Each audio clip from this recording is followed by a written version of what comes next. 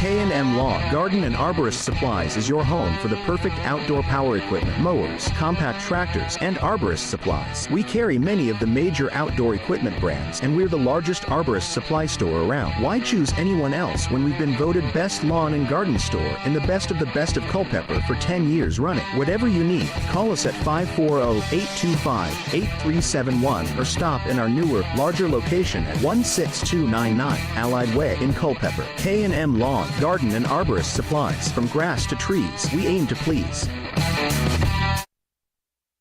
The Battlefield Area Fellowship of Christian Athletes serves over 4,000 coaches and 21,000 athletes. The Fellowship of Christian Athletes serves local youth by building relationships that will demonstrate steadfast commitment to Jesus Christ and His Word through integrity, serving, teamwork, and excellence. For more information on their work in the local area, to view upcoming events, or to even join their team, visit battlefieldfca.org.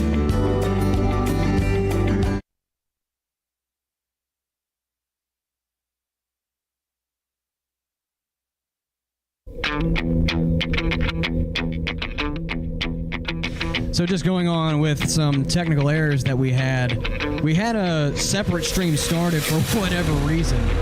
So that's why we did not jump on the correct game stream, as there were technical issues before we started the broadcast with the computer that we have, and that trickled over into the start of the game. So Saber Metrics show is going to be split into two different broadcasts, so you'll catch that on one and pick up on the other.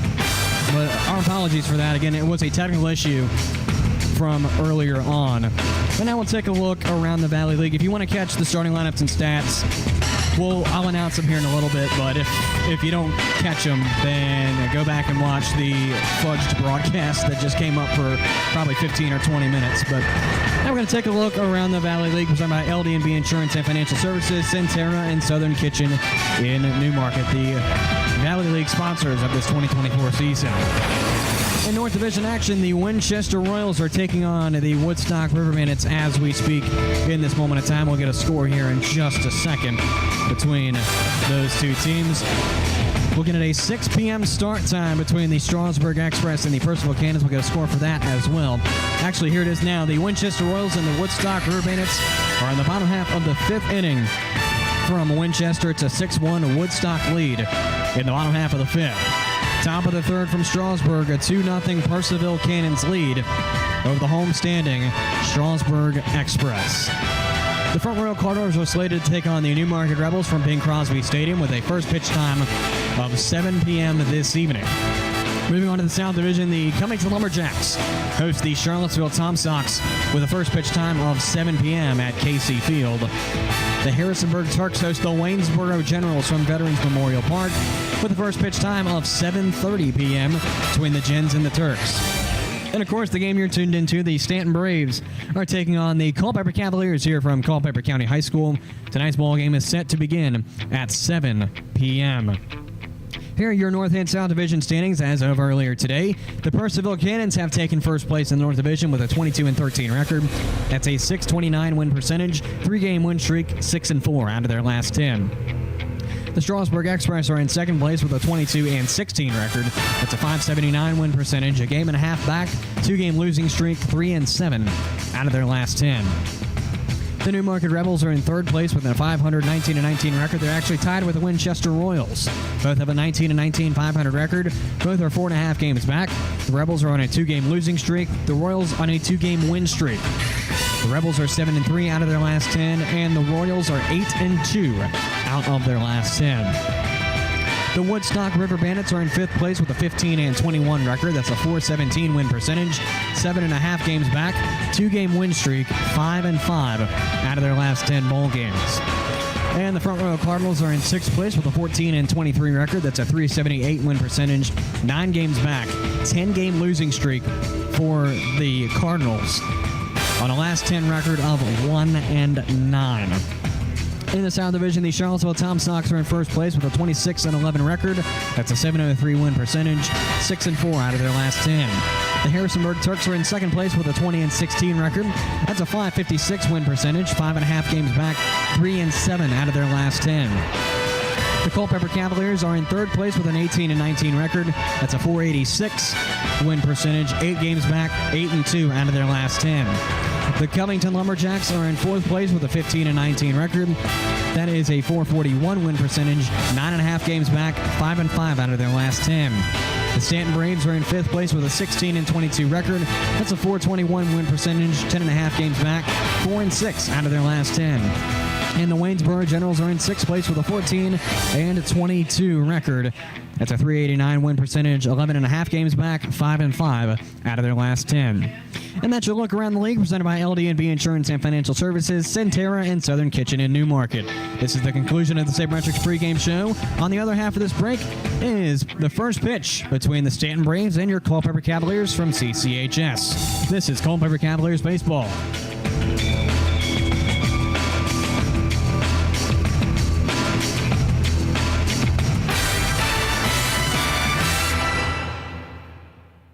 The Rotary Club of Culpeper is part of a worldwide organization of business and professional leaders that provides humanitarian service, encourages high ethical standards in all vocations, and helps build goodwill and peace in the world. The main objective of Rotary is service, in the community, in the workplace, and throughout the world. The Rotary motto is service above self. For more information about your local Rotary Club of Culpeper, visit rotaryclubofculpeper.org.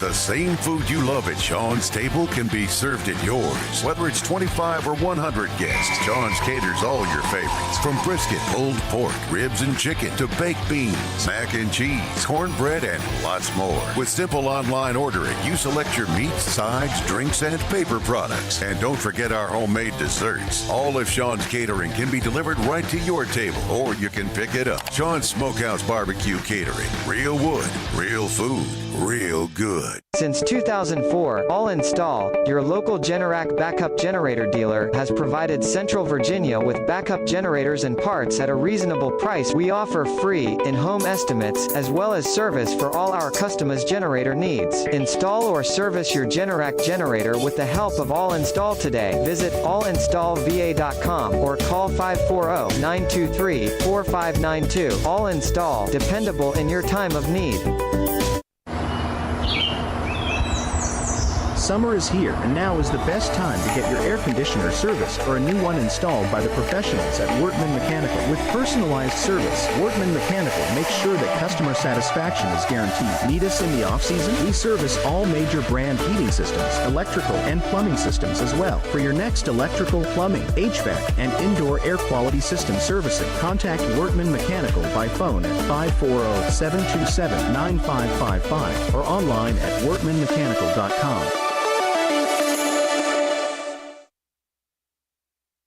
Recreation and Fitness Center offers multi-sport courts, batting cages, a fitness area, activity rooms, and more to serve all your recreation and fitness needs. Stop by 19002 Crossroad Parkway for a tour and see how the center can serve you. For more information, call 540-825-0000 or visit pathrecreationandfitnesscenter.com. Path Recreation and Fitness Center. Find your fun. Find your fit. A member of the Culpeper Wellness Foundation. At City Light Baptist Church, we are a community of people God has chosen and preserved for Himself, who love, follow, learn from, and worship God together. We are a loving church that brings the loving message of a loving God to a lost world. Visit us online at citylightculpeper.org or give us a call at 540-321-4400. Worship services are held every Sunday morning at 10:30 a.m. at City Light Baptist Church. Worship with us at 1121 Sperryville Pike in Culpeper. At Peak Roofing Contractors, we specialize in roof installation, new gutters, siding, windows, and doors. In fact, we will transform the exterior of your home into something beautiful. As a family-owned and operated business, our customers, our name, and our employees are our most important assets. We provide hassle-free estimates, no high-pressure sales, and quality results that will last for years. For an appointment, visit us on the web at peakroofingcontractors.com. Culpeper Battlefield Tours, LLC is a proud sponsor of the Culpeper Cavaliers. Culpeper Battlefield Tours launched in 2022 to provide tours of Culpeper's historic battlefields and sites. Tours of 2 or 3 hours can be customized of Brandy Station Battlefield, Buford's Knoll, Fleetwood Hill, St. James Church, Stevensburg, and the Winter Encampment, or contact Culpeper Battlefield Tours for a specialty tour. To contact them, learn about upcoming events and more, call 540-632-4500 or visit culpepperbattlefieldtours.com. We may be in the barbecue business, but our joy and commitment is in serving people and the community. Sean's Barbecue is committed to impacting lives, from our ambassadors to the guests that visit our restaurants every day. We would like for all of our ambassadors to invest time and energy in making the businesses thrive by creating a positive atmosphere, engaging with one another, and connecting with our guests. Sean's Smokehouse Barbecue. Real wood, real food, real good. Our location at Bragg's Corner Properties lends itself to a superior visibility at the Route 29 bypass interchange. Bragg's Corner is ready to help make your business transition into this ever-expanding commercial area. Enjoy the freedom to start, grow, or expand your business today. For questions or to open your lease, visit Bragg's Corner Properties online at braggscorner.com. That's BRAGGS corner.com. Bragg's Corner Properties, where business meets success. Baseball fans, don't go anywhere as we are looking at a 7:05 rough start for our first pitch, as the ceremonial first pitch is being thrown out in-house here at CCHS. Again, an estimated 7:05 is our first pitch time here at CCHS, so don't go anywhere as it's the Braves and the Cavaliers squaring off in this Sunday evening action in the Valley Baseball League. This is Culpeper Cavaliers Baseball. Located in Culpeper, Maloney & Ward Insurance Agency has been committed for over 30 years to providing the best insurance coverage, but also the best service. We try to make picking the right insurance policy easier and less daunting for you by going the extra mile, doing the extra work, and reassuring you that our team of experienced professional agents is here for you every step of the way. To get in touch with one of our dedicated team members, visit MaloneyandWard.com or call 540-825-9121. Maloney & Ward Insurance Agency. Coverage you need. Coverage you can trust. Coverage you can afford.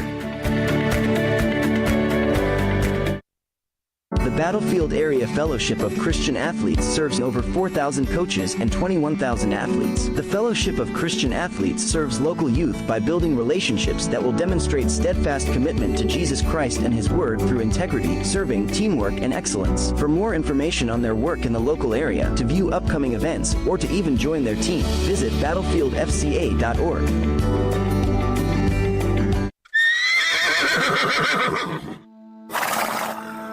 This is Culpeper Cavaliers baseball. That's line down high and far. Chasing back the left fielder. He leaps and it's gone.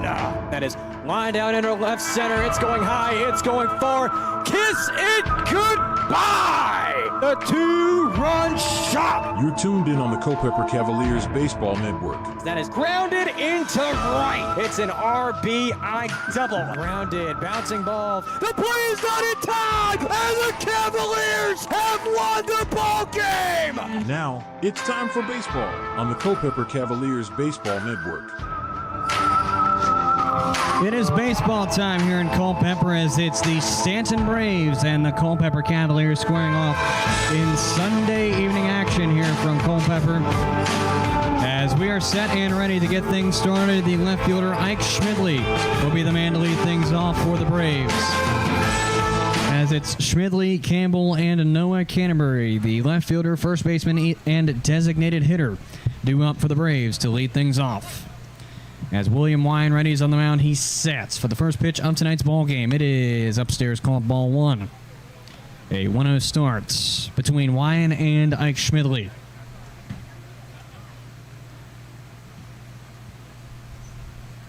The 1-0 is going to be checked.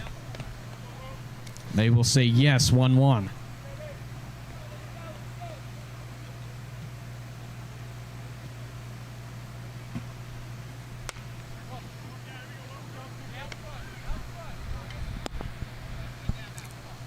Trying to actively get the scoreboard to work. It's internet-based, and it's not working right now, so I'm trying to figure that out as Schmidley will cut through that. One's going to be 2-2 on the next pitch.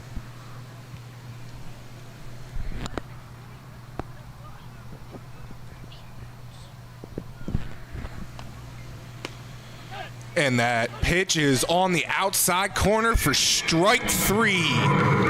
So great start to the ball game there by Wyan. First baseman, number 47 from Florida. So I'll bring up number 47, Wyatt Campbell, the starting first baseman for tonight's game.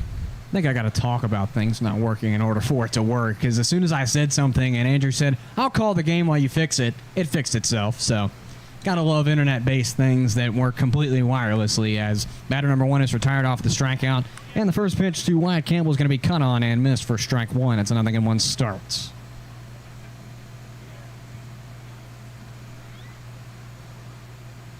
So Wyan's pitch is swung on for strike 2, so the count is 0-2, and another quick start on the batter here. We'll see what he's able to do. Wyan comes into tonight's ball game with the lowest Cavalier ERA, a 1.39, 13 innings pitched, 13 strikeouts. He sets with an 0-2. The pitch comes in, leans on and missed. Got him swinging for strike 3. And there's 2 strikeouts now for William Wyan. That's his second of the night, number 15 on the season. As Campbell goes down, it's Noah Canterbury, the designated hitter, to come up now. So Wyan's done well the first 2 batters here, striking out both batters, one looking and one swinging. So we'll see what he's able to do here with the third batter of the inning. So the third batter of the inning, Noah Canterbury, comes up 37 for 136. That first one's going to be fouled away, out of play. 0-1 to start for the DH Canterbury.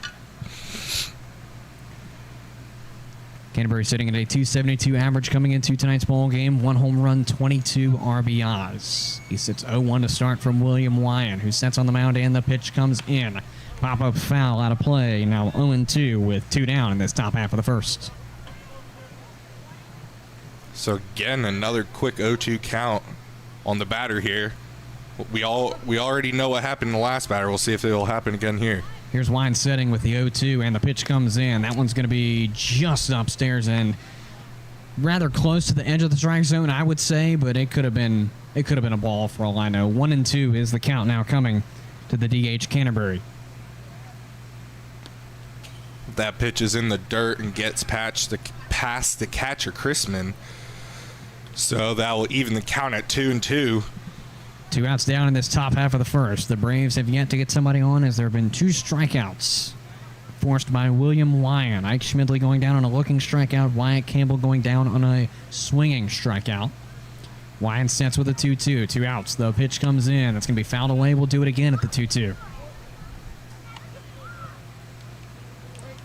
So kind of a roller coaster of emotions for Canterbury's first plate appearance. He starts 0-2 and then gets 2 balls, and now he's fouled away to keep things alive here.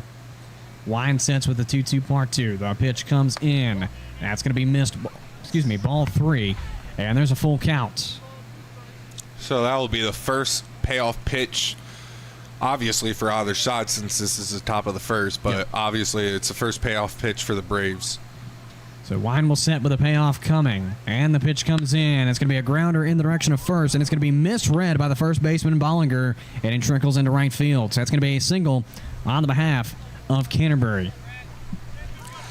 I'm going to mark that as an error. That was number 19. Yes, it did get past him, and he did not touch the ball. However, that was one that Bollinger should have fielded. Again, we know his normal position is catching, so we don't know how that is with him being at first base. I, in fact, do agree with that, as the third baseman, Bradley Garner, comes up to the dish now for the Braves. As the Braves now have Noah Canterbury on first via the error at first base. First pitch comes in to Garner. That's going to miss for ball 1. It's a 1-0 start for the third baseman, Garner.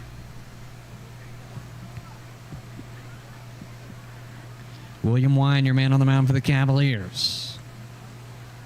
Going to get this third out as he got 2 straight. Now he's got a man on, as it's going to be lined up in the direction of left center. It's going to be chasing over Blagan Pato. He looks to have the play at the fence, jumping, and it's gone. So that was another turn of events. I'm pretty sure that was how we started the game against Charlottesville on, when was that, Thursday night, where we got 2 quick outs. And then the next batter got on, and then the fourth batter hit a home run to center field. So we'll see what the Cavaliers are able to do here now with 2 outs and 2 runs given up. It's a 2-0 Braves lead after the 2-run home run from Bradley Garner, as it was Noah Canterbury to get on via the error at first base. As we will now see the second baseman, Jacob Cantor, coming up to the dish now for the Braves.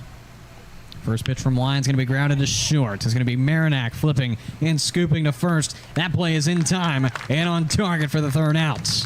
So unfortunately for the Cavalier defense, they give up 2 runs off of a home run, and that'll do it after the third out. It's a 6-3 play by Jacob Cantor, or given up rather by Jacob Cantor.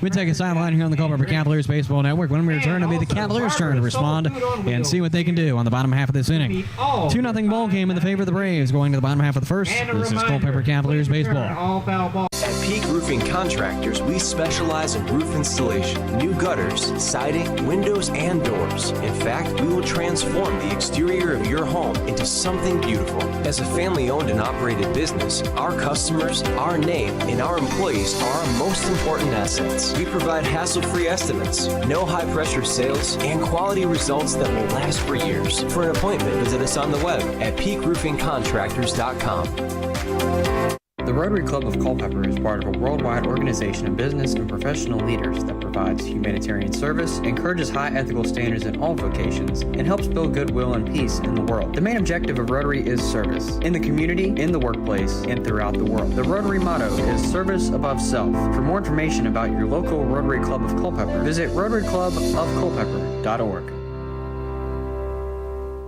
Since 2004, All Install, your local Generac backup generator dealer, has provided Central Virginia with backup generators and parts at a reasonable price. We offer free, in-home estimates, as well as service for all our customers' generator needs. Install or service your Generac generator with the help of All Install today. Visit allinstallva.com or call 540-923-4592. All Install, dependable in your time of need. Bottom half of the first coming up as the Cavaliers trail the Braves 2-0 off of a 2-run home run from Bradley Garner as Noah Canterbury got on via the error at first base.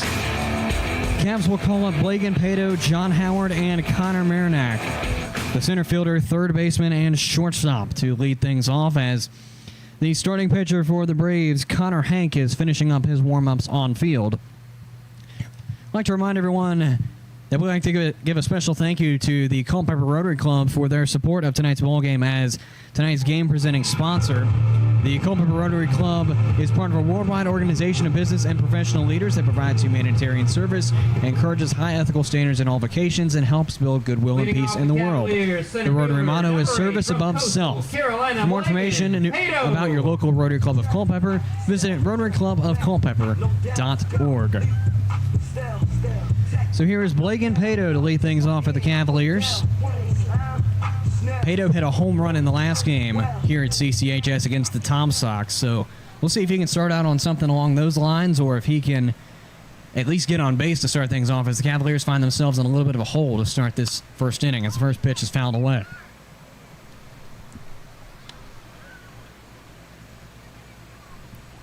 So we'll take a little pause here as the pitcher, Hank, ties his shoes. Pato, in the meantime, coming into tonight's ball game, 17 for 79. That's a .215 average, 3 home runs and 11 RBIs coming into this Sunday evening, this last weekend special of the regular season for the Cavaliers. As second pitch comes in, it's going to be in there for a called strike. Now an 0-2 count to the center fielder, Blagan Pato. Hank comes into the game with a 6.08 ERA, 13 and a third innings under his belt, 18 strikeouts. With an 0-2 coming to Blagan Pato. It's going to be lined into left. It's going to be chasing up Schmidley. He's going to make the catch on a rather close play, it appears. And out number one is recorded off of an F0-8 for out number one. John Howard. So Pato put a shot on that ball there. However, it seemed like the ball hung up in the air just long enough for the left fielder, Schmidley, to catch the ball. I certainly agree with that, as that ball looked like it was going to drop as soon as it left the bat, but it just stayed in the air a little bit too long And Pato, unfortunately, has to go back as the first pitch to Howard is going to be in there for a called strike looking. Nothing. I want to start things off for tonight's third baseman, John Howard, in plate appearance number 1 of the game. Hank sets, and the 0-1 comes in. That's outside in the opposing, batter's box, rather. 1-1 even count now for the third baseman, Howard, who comes into tonight's ballgame 33 for 121. That's a .270 average, 6 home runs and 21 RBIs. He leads the team in home runs and RBIs. Rather, he actually ties the lead for RBIs now as the 1-1 comes in. That one is going to be called ball 2. Now 2-1.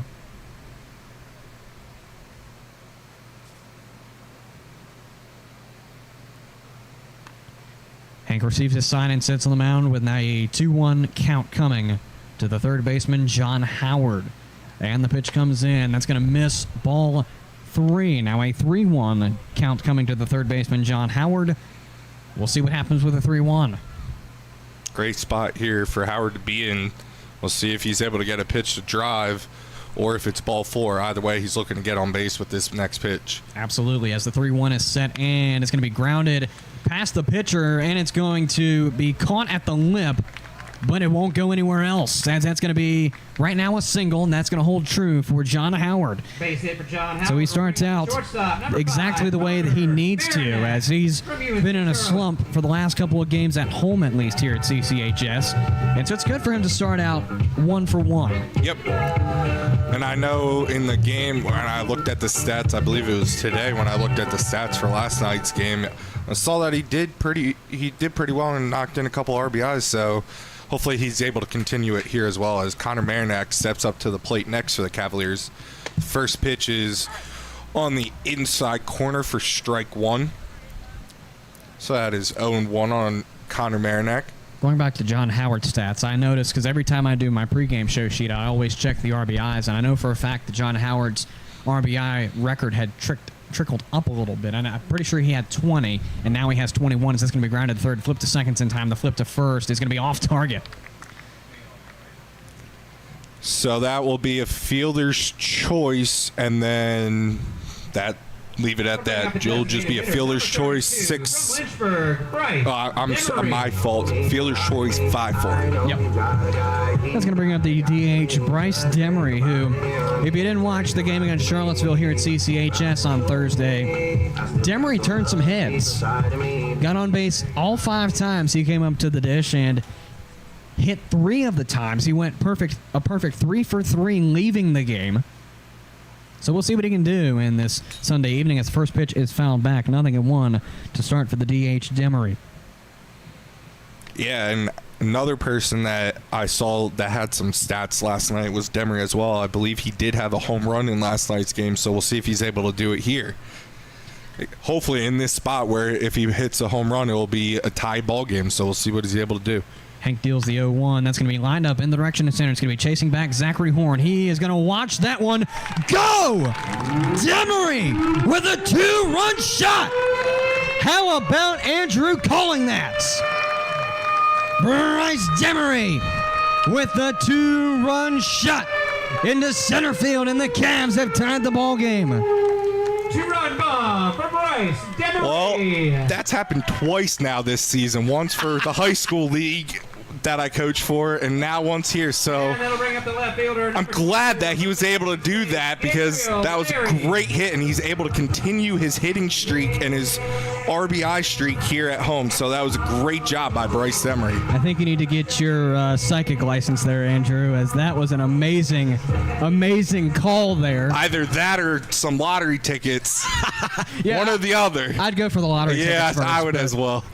As here is Gabriel Larry. He's going to find strike 1 on the pitch, as that was a beautiful pitch coming from Connor Hank for strike 1. 0-1 start for the left fielder Gabriel Larry. But how about the Cavaliers responding when they need to, as it's now a 2-2 tie ball game? That's going to be lined up in the center. Looks to drop right now, and it will rather drop in front of Zachary Horn in center. So there's a single for Gabriel Larry. So he's able to continue a good home stand, like the past 2 games. I believe he reached safely all his at-bats last game as well. If it wasn't all of them, it was pretty much all of them. I believe so. And I know he had two RBIs as well, so he did well last game. Exactly. Good to see that Demery and Gabriel Larry are... Well, John Howard's leaving off where he did, too, because he singled at the very last plate appearance of that 9th inning. I'm pretty sure if it wasn't the 8th, but he's leaving off in a good spot, too, or picking up where he left off in a good spot, too, as the new batter, Brock Bollinger, finds ball 1 and appears 1-0 start for the first baseman. As the pickoff attempt back at first to get Larry caught is not in time.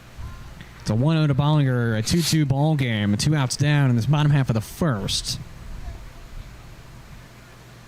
As Hank looks back to first, is going to set on the mound with a 1-0. The pitch comes in. That's going to be fouled away and out of play. Even count of 1-1.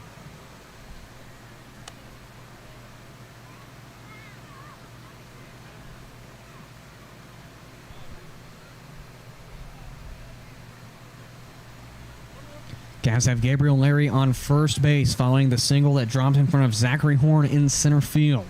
Now Hank has a 1-1 coming to Brock Bollinger, the first baseman. He sets and deals the pitch. That is going to be in there for a called strike 2. Looking now, ball and 2 strikes for the first baseman, Bollinger.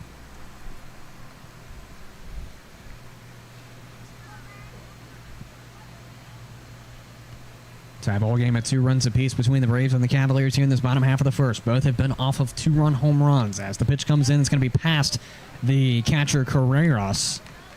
And Gabriel Larry is going to take advantage of it. And he's going to get to second off the pass ball. So that will also even count at 2-2 here with 2 outs on Bollinger. We'll see what he's able to do here now with a runner in scoring position being Larry on second base. Hank sets with a 2-2 even count now. He's got Gabriel Larry on second.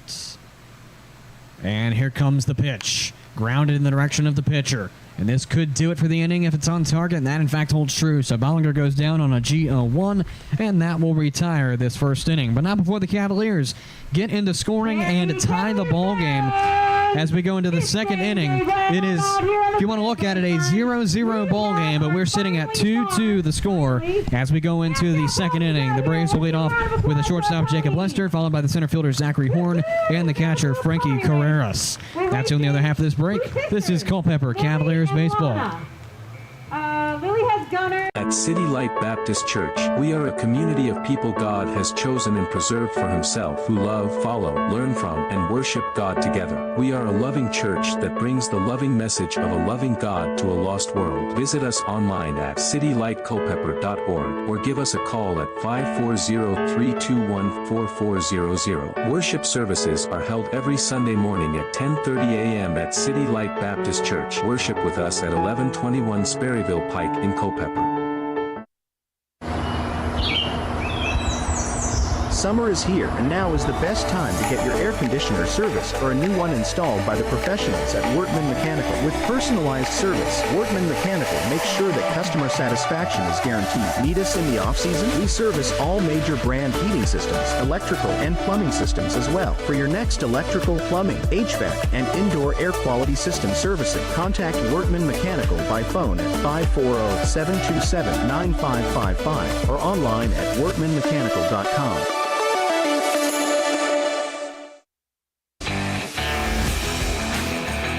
To the second inning we go after 22 minutes of action here in CCHS. The Braves and the Cavaliers are all tied at 2 runs apiece thanks to two-run home runs from each team, one from each team, that being Bryce Demery hitting the 2-run home run for the Cavaliers and Bradley Garner hitting the 2-run home run for the Braves. And speaking of the Braves, they will lead off with the shortstop Jacob Lester here in this second inning. It's going to be Lester, Horn, and Carreras due up for the Braves. So here's William Wynn for his second inning of work to start. That's going to be popped up immediately. Read by Marinac at short. He's going to come to the infield lip, and he's going to make the catch to retire batter number 1 of this inning. I'll bring up the center fielder, number 38, Zach Horn from James Madison University. So the Cavaliers start out with a quick first out, as they did start quick with 2 outs in the first inning. We'll see what they can do here in this second inning. Again, a tie ball game as the center fielder Zachary Horn comes up to the dish. First pitch from Wyan comes in, and that is going to be just low for ball 1. It's a 1-0 start for the center fielder Zachary Horn and plate appearance number 1. That one comes in. It's going to be called strike 1. Now an even 1-1 count for the center fielder Zachary Horn, who comes into tonight's ball game 2 for 11. That's a 181 average.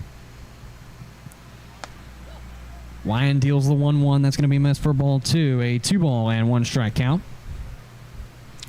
So he's working on that corner on these last 3 pitches, all in the same general area as that one's, a little higher and more outside, which will now bring the count to 3-1.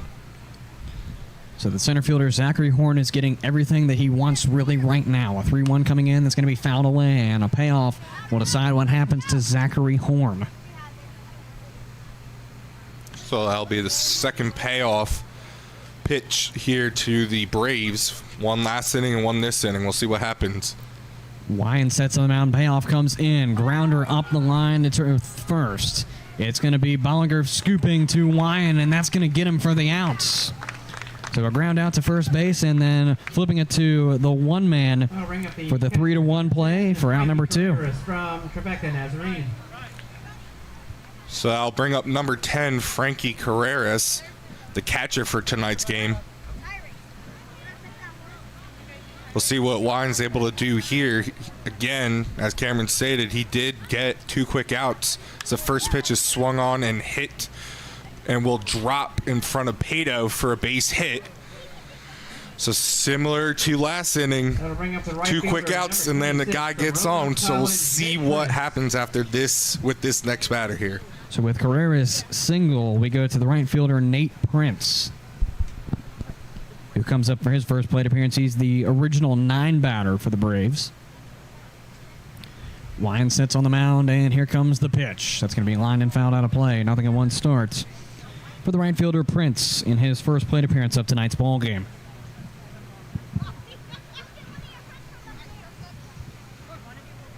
Braves have a man on. That's going to be Frankie Carreras. And here comes the 0-1 to Prince. That's going to miss for ball 1. Now an even 1-1 count for the right fielder.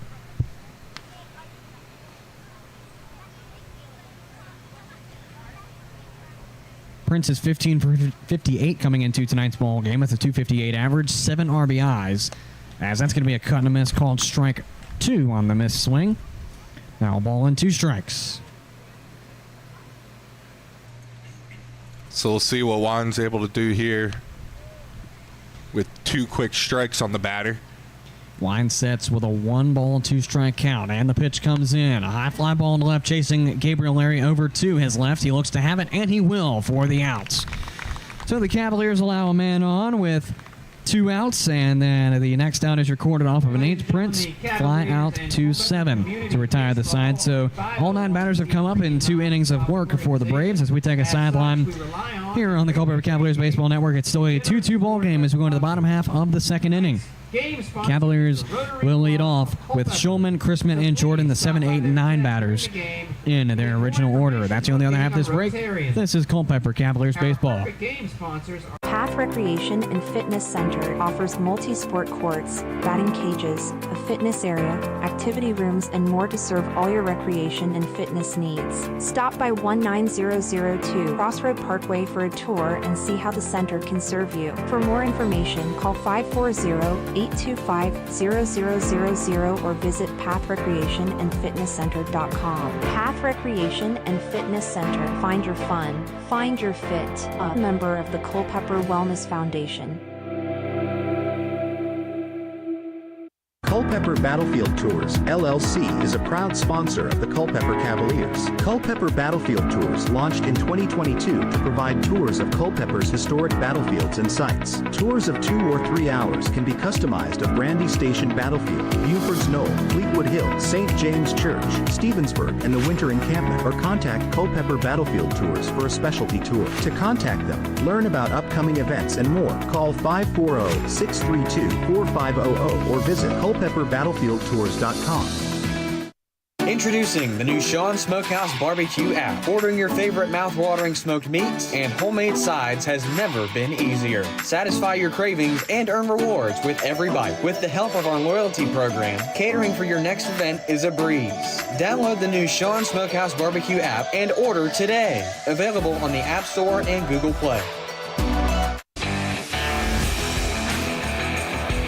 To start this bottom half of the second here from CCHS, the Cavs will lead off with Tyler Schulman, followed by Caden Crispin on deck and Kaz Jordan in the hole, as the Cavaliers rely on their second baseman, Tyler Schulman, in a 2-2 tie ball game between the Braves and the Cavaliers here in this Sunday evening in Valley Baseball League action, the final Sunday of the regular season in the Valley League. So first pitch there from Hank will be a strike on the outside corner. So the count is 0-1 as Hank sets for the next pitch. Low and away. Even the count at 1-1 here on Tyler Schulman. Schulman comes into the game 17 for 79. That's a .215 average, 18 RBIs, and is searching for his first home run of the season. As the 1-1 comes in, that one is going to be in there for a call to strike two on the looking strike. Now a ball and two strikes with the second baseman, Schulman, out of Harvard.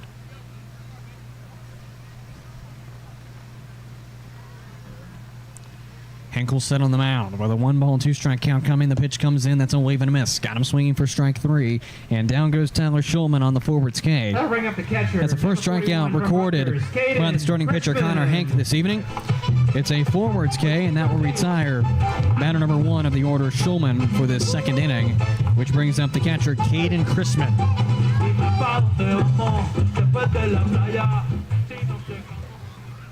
So Hank will set on the mound for his first pitch to Crispin. Seems like it looked to me like it got the outside corner. However, that must have been just low enough for it to be called by a ball from the umpire. So 1-0 is count. I personally thought that was going to be a low strike, too, as that's going to be lined down into center field, chasing back Horn. He is going to have that ball rather close to the warning track. I personally thought for a second that ball was gone for a second. He did put a rip on that ball there. If that was probably down the line, that definitely would have made it over. It's unfortunate that he hit it to the deepest part of the park there. Right. So that will bring up Kaz Jordan for the third batter of the inning for the Cavaliers. Crispin comes into the game in the meantime, 4 for 42. That's an .095 average, 3 RBIs, as here comes the first pitch to Kaz Jordan. That's going to be in there for a called strike one, 0-1. Start things off here for the right fielder, Jordan, on the looking strike to start things off. Hank seems to be getting his off-speed pitch to work here, as he's done really well, as Jordan seems to have gotten something in his eye, more than likely a bug, and needs to take a minute. But yeah, going back to his off-speed pitch, he's doing really well this past inning, and it's working for him. So we'll see what happens if the Cavaliers are able to adjust here. Hankelson on the mound with an 0-1 coming to Kaz Jordan. He looked like he wanted to take a swing and didn't, and that worked out in his favor. It's ball one with a 1-1 even count now. Coming to the right fielder, Kaz Jordan, for his first plate appearance. Jordan comes up 11 for 50. That's a .220 average, 1 home run, 3 RBIs. As Hank sets with a 1-1, the pitch comes in. That's going to be outside for ball two. So that'll bring the count now to 2-1 on the number 9 hitter, Kaz. As Hank sets, delivers the pitch just a bit high and outside. So that'll bring the count now to 3-1. I'm not going to lie, for a split second, my brain read strike three and the inning's over, but that was a close pitch from this angle. As it's a 3-ball, 1-strike count coming from a Hank to Jordan. The pitch comes in, pop up, looks to leave, and it will. So now payoff coming to the right fielder, Kaz Jordan, in his first plate appearance. So the first payoff pitch for the Cavaliers here. So we'll see what Kaz is able to do with this payoff pitch. 3 balls and 2 strikes, the home plate umpire announces, and signals to Hank to resume play as it's going to be a payoff set from Hank to Jordan. The pitch comes in. Low and away, ball 4. Take that 90-foot walk of fame, Jordan. And that's the first walk of the game. Want to say between both teams. I believe, yes, it was the first walk of the game. Both times the Braves have gotten into a full count. They've made contact with the ball. So this is the first walk. So we'll reround the lineup to the center fielder, Blake Pato, who is 0 for 1. I'll let you get more into his stats, though, Andrew, as he gets into this second plate appearance. So in his first plate appearance, he flew out to the left fielder. That was the one where he ripped the ball in the gap there as the first pitch is swung on and missed. And it looked like it was going to get down. However, the left fielder, Schmidley, was able to get the pitch or get the fly ball right at the last second. 0-1 start for Blake Pato as Hank will set with a man on first. 2 outs down. The pitch comes in. That one is close to the batter. Going to be called ball 1. Now an even 1-1 coming to the center fielder, Blake Pato. He's looking for hit number 18 in this last, or second to last, I should say, home appearance here. Last weekend home game of the 2024 regular season. Hank sets with a 1-1 coming. The pitch comes in low and away, called ball 2. 2-1 is the count now.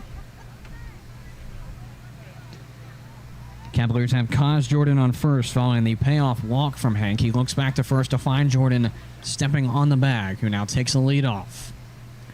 2-1 is the count as Hank looks back to first again. He will set on the mound, and he'll try to pick off, and it is not in time.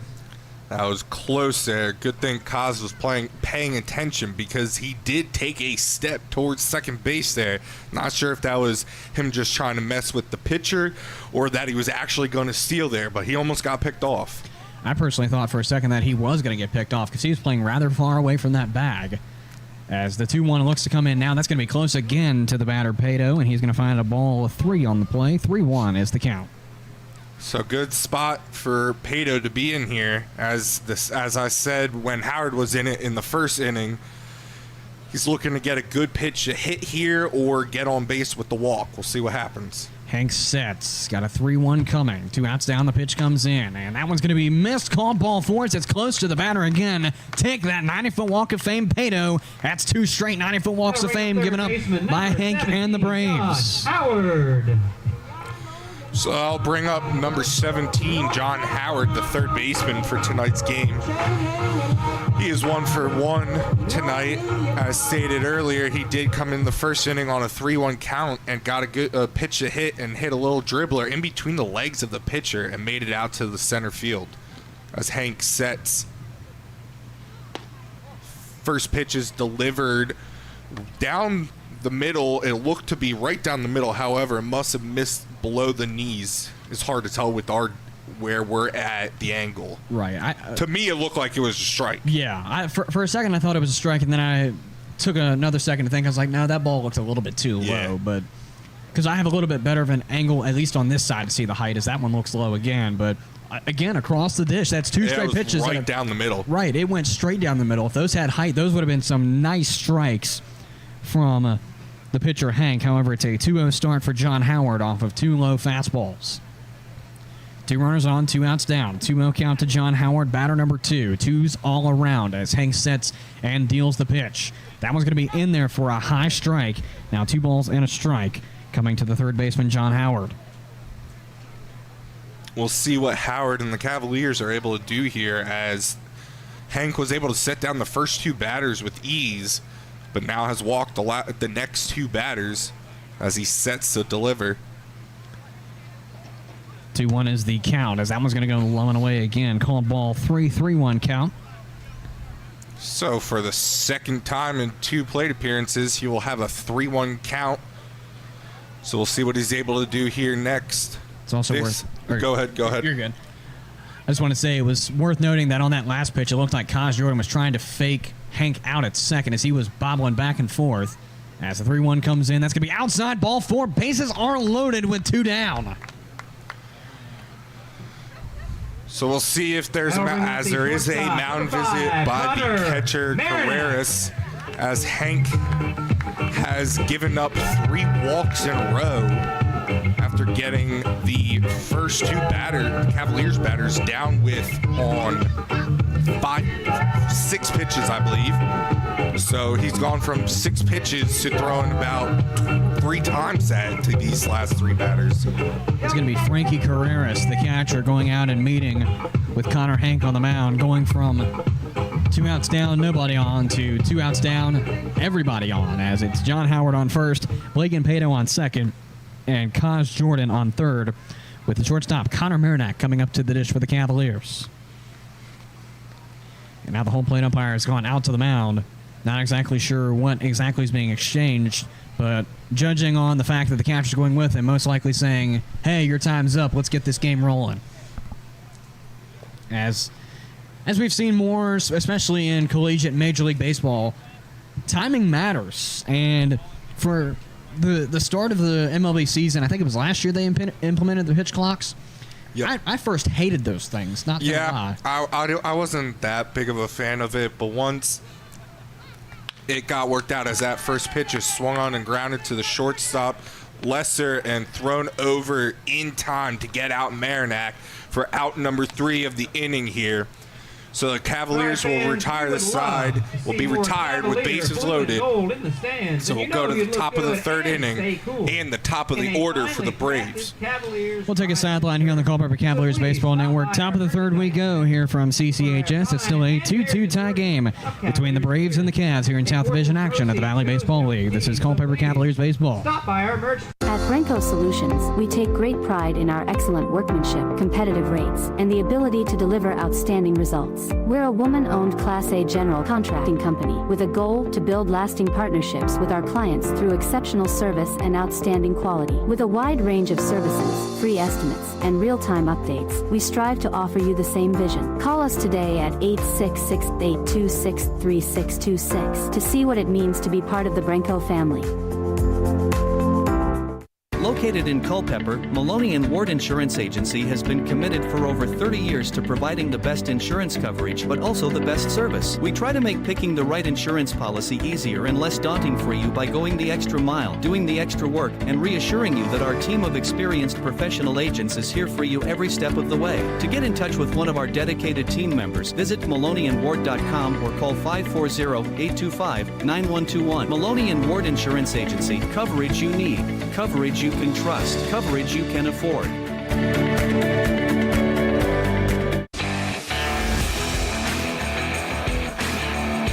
The Braves will lead off the 3rd inning with the top of the order being Ike Schmidley, Wyatt Campbell, and Noah Canterbury.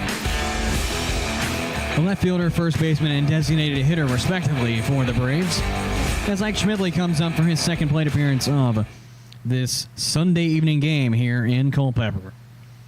As William Wine will set and the pitch comes in. The first one's going to be swung on and missed by Ike Schmidley. Called strike 1-0 and 1 starts for the left fielder.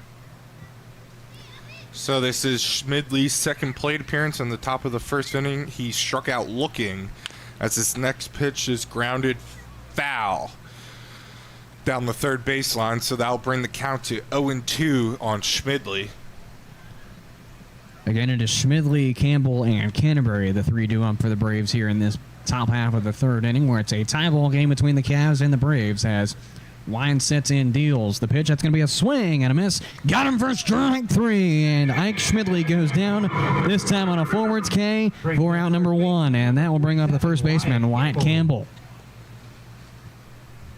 So it was a great off-speed pitch there by Wyan to get the first out.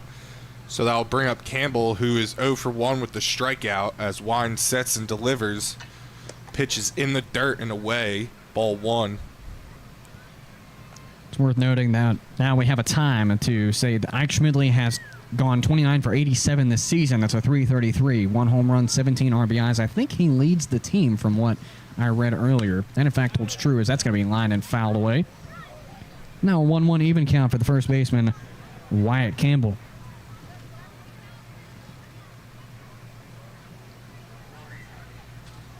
Campbell, in the meantime, coming into the game, 25 for 82. That's a .304, 3 home runs, 13 RBIs. And that's actually 2nd best for the Braves offense. Ball 2 in the meantime comes in 2-1 is the count.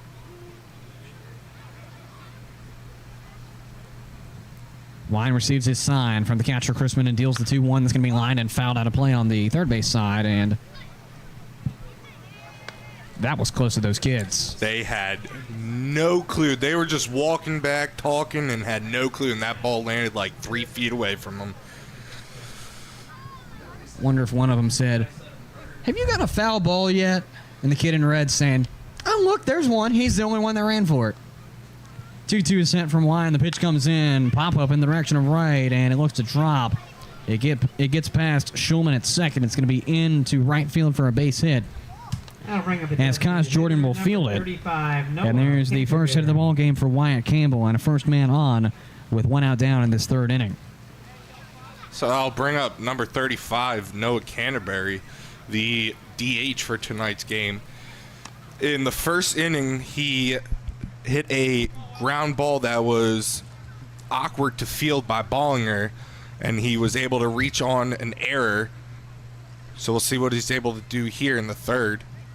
First pitch swung on and missed. So Noah Canterbury starts down in an 0-1 count with a man on first being Wyatt Campbell. 1 out down, top 3. It's a tie ball game between the Braves and the Cavs at 2-2. As Wine sets and deals the 0-1 pitch, that's going to be outside. Looks like that ball had a little bit of curve to it at the end of the play. It's going to be a 1-1 even count now.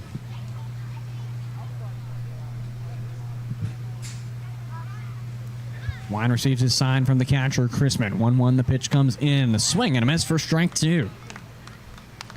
Now the DH, Canterbury, finding a 1-2 count. Again, a man 90 feet in front of him being Wyatt Campbell. 1 out down so far. As Wine will set with a 1-2 count, and the pitch comes in. A pop-up in the direction of short, and Marinak's going to field it. And there's out number 2 off of the LO to 6. As we go to from Canterbury to Bradley Garner. So Bradley Garner comes into tonight's game 1 for 1. He hit a home run, I believe, out to left center, I believe it was. I believe it was that, or it was... I know left center, cause, so it was both sides for both home runs. So he hit it to left center in the first inning to take a 2-0 lead. As the first pitch is in there on the corner for strike 1, 0-1.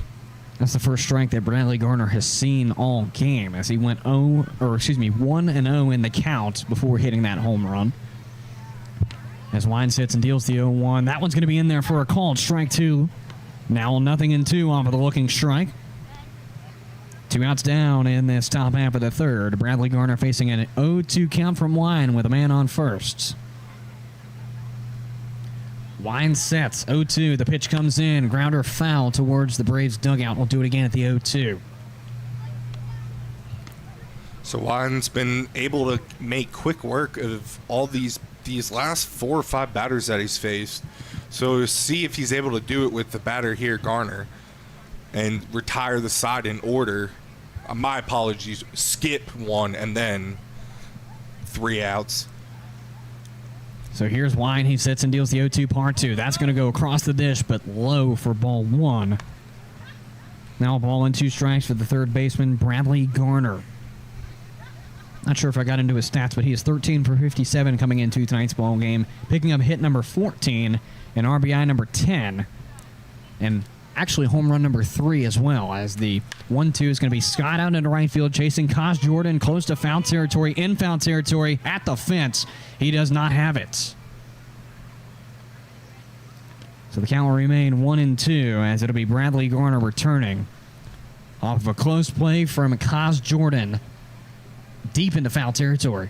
Yeah, that was right down in the corner where the 2 fences meet there, and he made a pretty good play on there. Not sure what happened, lost of view there, but we'll see if he's able to get another one where he's able to make a play on it.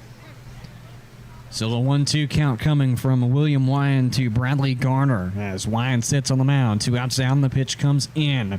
That's going to be missed, ball 2, and a nice stop there by Caden Chrisman behind the dish to avoid the pass ball, and as well as the go-ahead run. Wyatt Campbell advancing to second.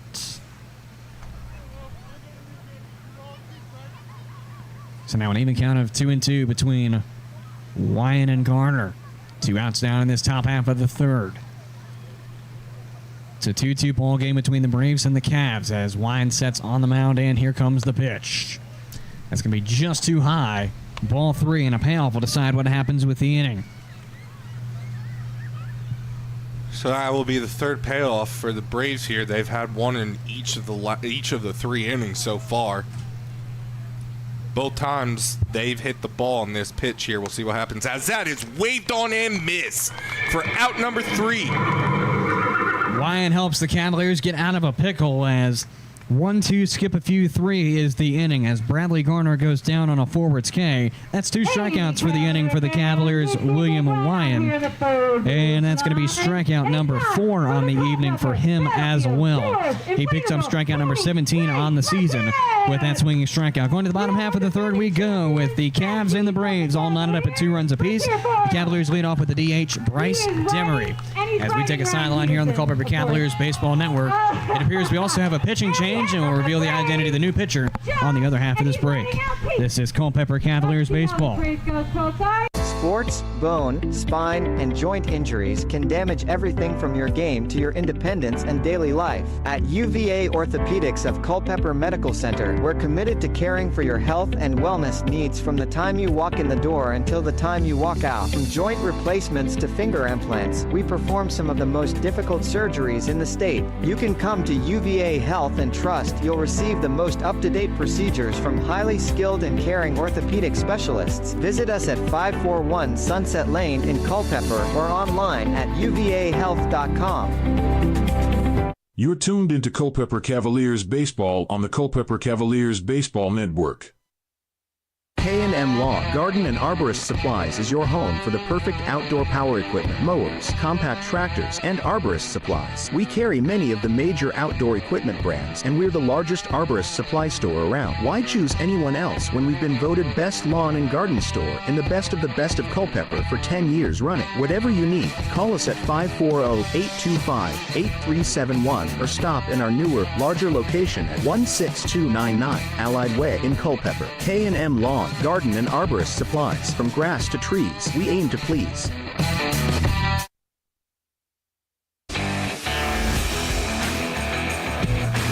So the Braves starting pitcher Connor Hank will be retired as Dale Boone comes up, a Union, West Virginia native, 6'1", 195-pound right-handed pitcher, a freshman who is undecided at this time.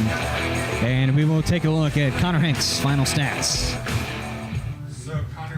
Ended the game with 2 innings pitched, faced 12 batters, gave up 2 earned runs on 3 hits, 3 walks, and 1 strikeout.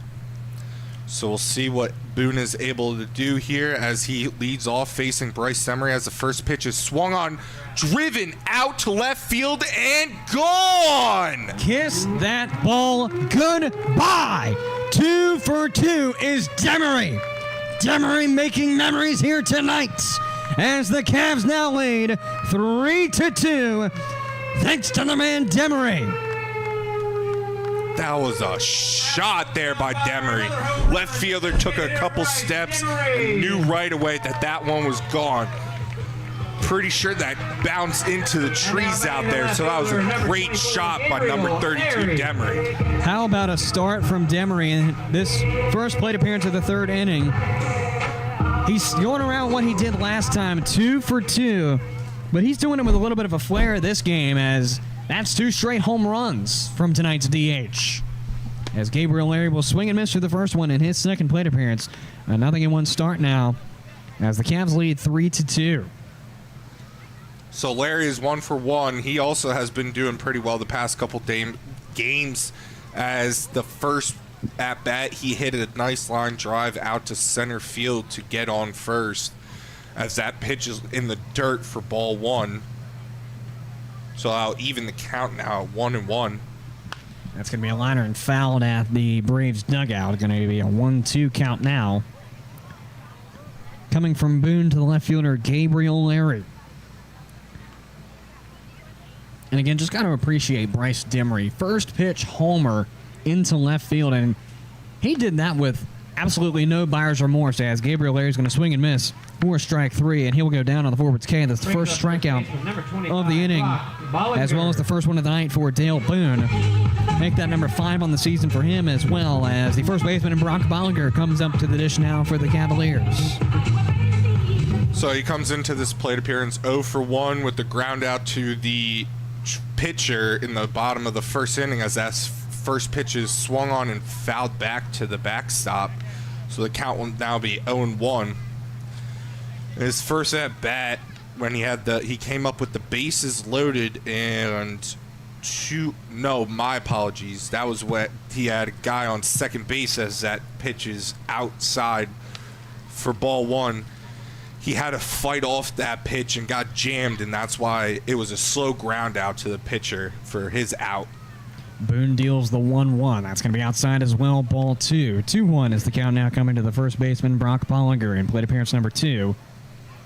Cavaliers lead 3-2 in this bottom half of the third off of a Bryce Demery solo shot. As the 2-1 is set and dealt from Boone. Looks across the dish, but just too low. Going to be called ball 3. A 3-1 coming to the first baseman, Brock Bollinger. And it seems like that's all we've been calling. If it hasn't been quick hits, it's been 3-1 counts. Yep. And moving from there. As Boone sets with a 3-1, the pitch comes in. Liner to short, it looks like. And it's going to be scooped by Lester. The flip to first is going to be bobbled and not in time. So as of right now, just going to rule that as an error on the throw from the shortstop, Jacob Lester. Going to hold for approval here in just a moment as the second baseman, Tyler Schulman, comes up to the dish. So that will be ruled an error, throwing error on the shortstop, so that will be ruled an E6. And I'm pretty sure on that pitch as well, Bollinger it sounded like he broke his bat. He did look down at his bat right after that, so I think he might have broken his bat on that swing. Just want to say to everybody watching, listening, whatever you're doing, as that's going to be grounded to third, it's going to get into the gap for a base hit on the ground ball. That ruined my sentence, but I will take it as Tyler Schulman is going to get a single. Brock Bollinger is going to round to second, and with one out down, there's men on. What I was going to say is, those watching and listening, get your notes out. I actually made a call for an error correctly. Thanks for the clapping there, Andrew. That made me feel better. So that will bring up number 41, the catcher, Caden Chrisman. In his first plate appearance last inning, he had a drive out to center field that looked like it had distance on it to make it over the fence, but just died up there as that is hit out to center field, as it will drop right in front of the center fielder Horn and fall for a base hit, and that will load up the bases as the runner on second baseman Brock Bollinger had to hold up for a little bit to see if that was going to fall in front of him. So that's why he wasn't able to make it home. So we'll see what happens here with Kaz Jordan. That's 3 hits for the Cavaliers offense. They lead 3-2 with 1, possibly 2 in scoring position. And we'll see what the right fielder Kaz Jordan can do here with 1 out down as first pitch comes into him, and that one's going to be called a strike. It's going to be 0-1 to start here for the right fielder Kaz Jordan in plate appearance number 2. So he comes into this second plate appearance 0 for 0. He walked in his last plate appearance last inning, as this next pitch is driven out to left field and caught by the left fielder Schmidley. However, he will be able to get the runner home. Bollinger for another run this inning, making the count. The score. That was a lot. The score 4-2 now. So sack fly there. I'm not going to lie, I didn't even realize you said the count was 4-2. I realized it right away once I said it. I was like, that made no sense. I'm not going to lie, I thought that ball was gone from Kaz. As did I. Again, another one that looked like it had enough, but then just died out there, as that will bring the top of the order Pato. First pitch is on the outside corner for strike 1. This is his second plate appearance. My apologies, third plate appearance of the night. He's 0-1. He flew out to left field and walked last inning. So let's see what he's able to do here. Boone sets the 0-1. That's going to be grounded and foul down the third base line. Instead of a 1-1, as I accidentally pressed the wrong button, it's going to be an 0-2 to the center fielder, Blake Pato. Pato is perfect against Dale Boone, as he has a 1,000 batting average against him. Looking to keep that alive and keep the Cavaliers alive here in this third inning where they've taken the lead. As Boone receives his sign from the catcher, Carreras. Looks back to second, nobody home to make the play. The pitch comes in, that's going to be lined, and it's going to get into the outfield for a base hit. Rounding third and coming home is Tyler Shulman. And the play is not going to be in time. The play at second is also not in time.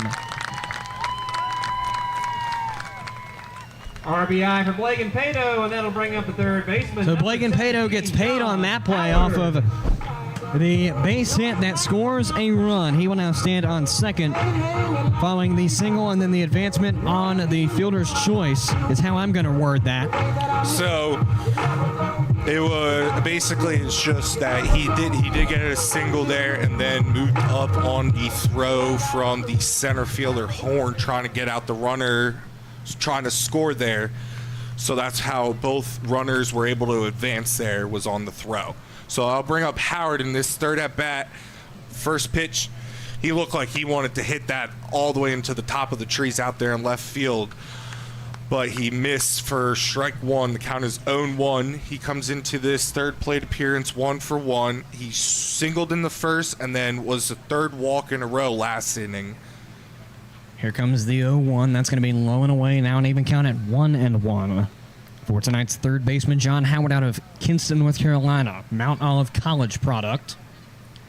He's got 1, possibly 2 in scoring position. The man on third for the Cavaliers being Caden Chrisman. Man on second being Blake Pato.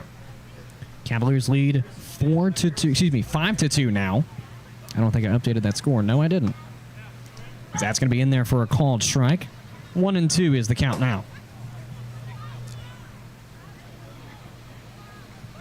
So this is a little different here for Howard as well, as he's had both of his plate appearances go 3-1. Boone receiving a sign from the catcher, Carreras. That's on the mound with a 1-2 coming to John Howard. The pitch comes in. Pop up in the direction of right field. It's going to be chasing up the right fielder, Prince. He looks to read it. He will have it for out number 3. But not before the Cavaliers not only take the lead for the first time tonight, but take it with a little bit of padding. John Howard, in the meantime, flying out to 9 to retire the side. The Cavaliers take a 5-2 lead as we go into the 4th inning here in Culpeper. Cavs lead over the Braves. Back with you in a moment on the Culpeper Cavaliers Baseball Network, where the Braves will lead off with Jacob Cantor, Jacob Lester, and Zachary Horn. After in the other half of this break, this is Culpeper Cavaliers Baseball.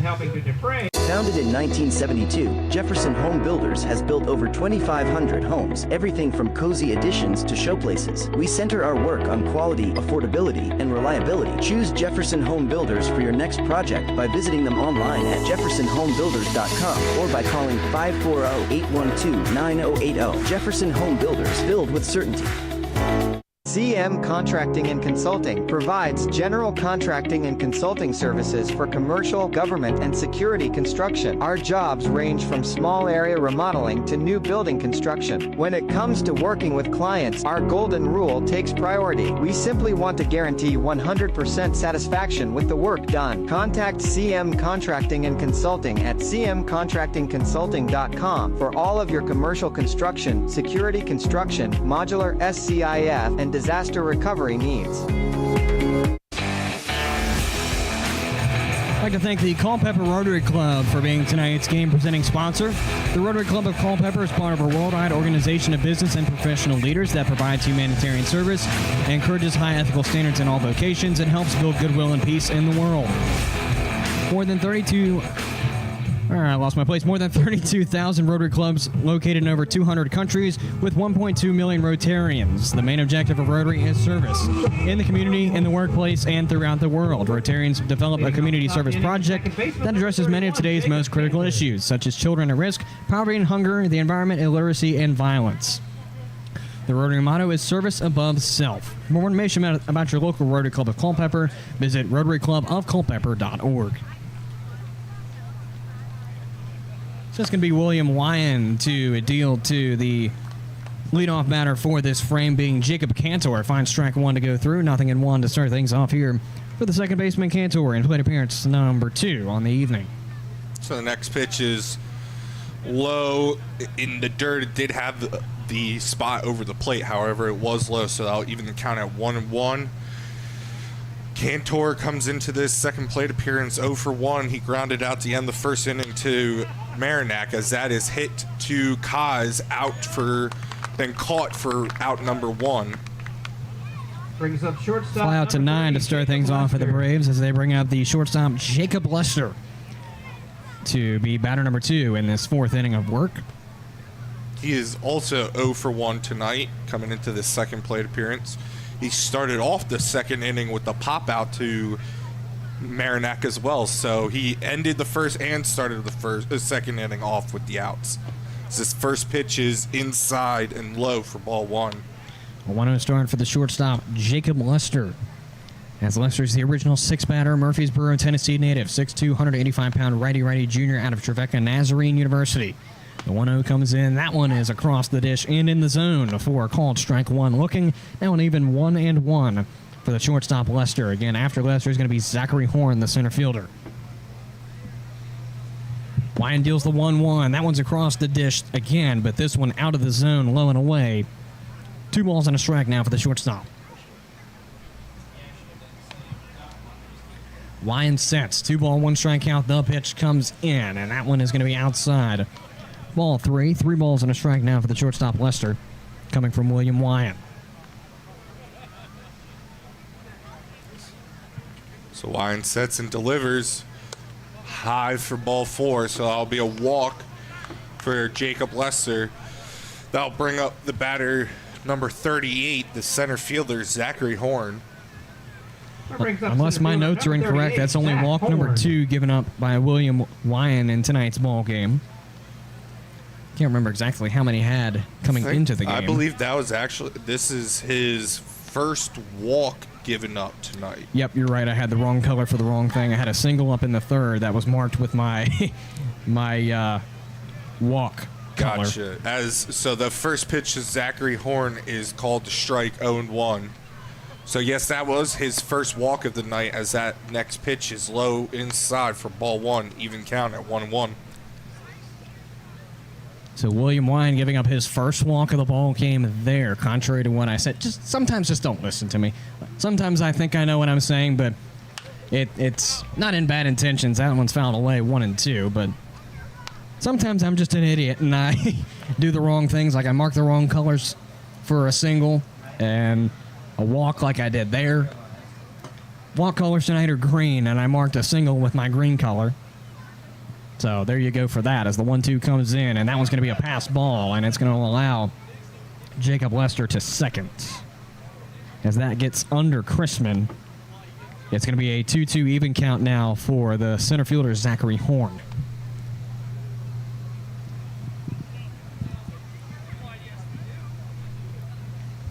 So now a man on second and 1 out down here for the Braves offense. Wyan looks back to second, nobody there. The 2-2 comes in, pop up in the direction of center. It's going to be Pato tracking and chasing, and he's going to make that catch. So Zachary Horn goes down on an FO-8 for out number 2, as that brings up the catcher, Frankie Carreras. So Carreras comes into the second plate appearance 1 for 1 tonight, as he singled in the second inning with 2 outs. He had a line drive out towards Pato and dropped in front of him. So the first pitch from Wyan is swung on and fouled away, back and out of play. So the count will now be 0-1 on the catcher for tonight's game. As Wyan sits, looks in for the sign. Looks back at the runner on second base, Lester, as that pitch looked like it was just over the outside corner, but it was just enough outside for a ball called by the umpire there, 2-1. Frankie Carreras comes into tonight's ball game 6 for 46. That's a 130 average, 1 home run, 3 RBIs. With a 1-1 count, Wine looks back to second. Nobody there to make the play. The pitch comes in 1-1. That one's going to be just in there for our called strike 2.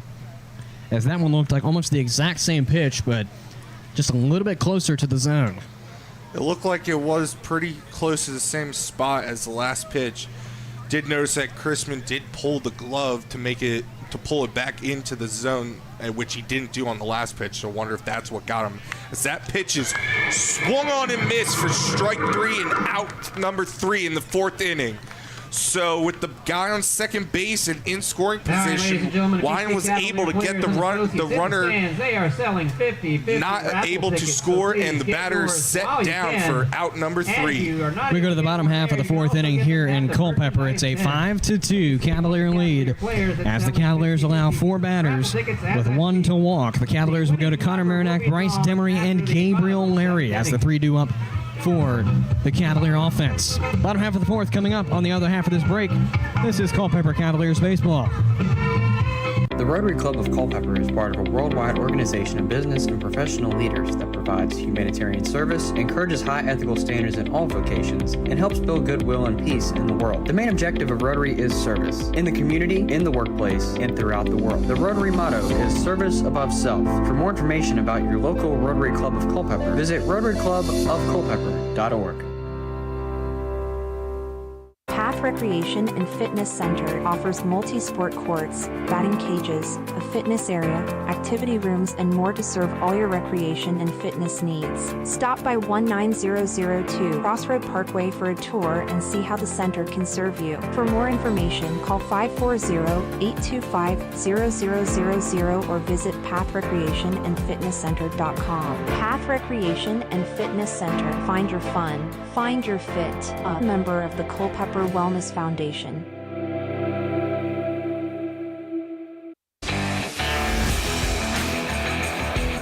Bottom half of the 4th coming up here in Culpeper, a 5-2 Cavalier lead with the shortstop Connor Marinac, the DH Bryce Demery, and the left fielder Gabriel Larry due up for the Cavaliers in this 4th inning. Marinac comes up for his 3rd plate appearance to start off this 4th inning.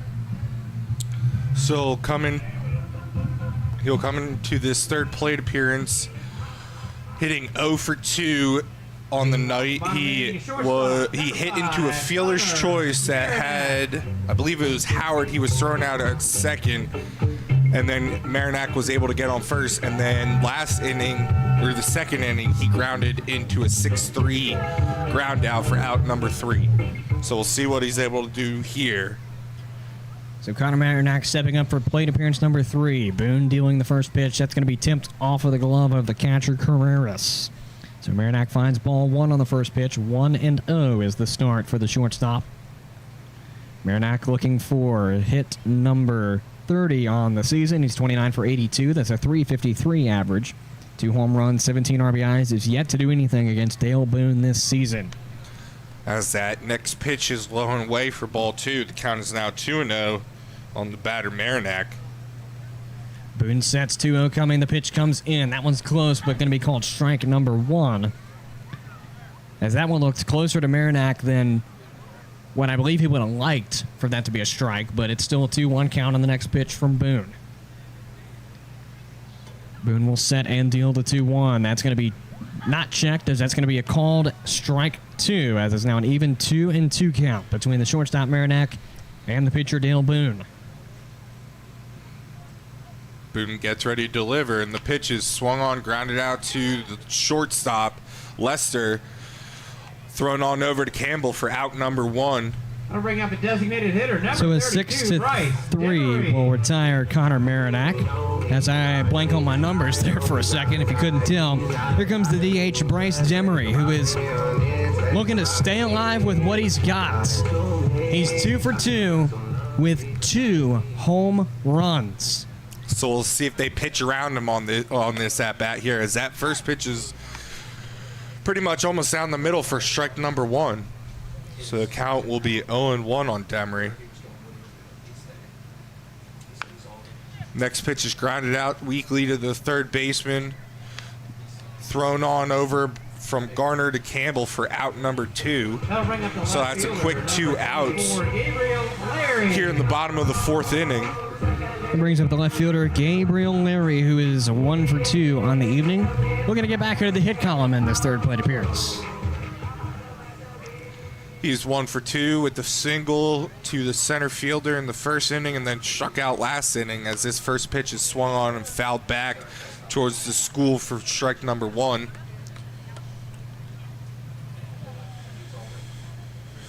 Nothing a win start for the left fielder, Gabriel Larry, on the foul that left the field. As Dale Boone sits on the mound and deals the pitch, that's going to be a grounder, going to be read by the shortstop. The flip to first is not in time. Gabriel Larry getting the call to go his way, as that was a rather close play at first base. 25, Brock Bollinger. So he's able to get another single on that at bat, so he'll be 2 for 3 on the night, and that'll bring up the first baseman, number 25, Brock Bollinger. Sits 0 for 2 with a ground out and an error on the shortstop last inning. He was the second batter to score as that first pitch is swung on and missed for strike number 1. I think I wanted to start here for Brock Bollinger in plate appearance number 3. Gabriel Larry stands on first via the single.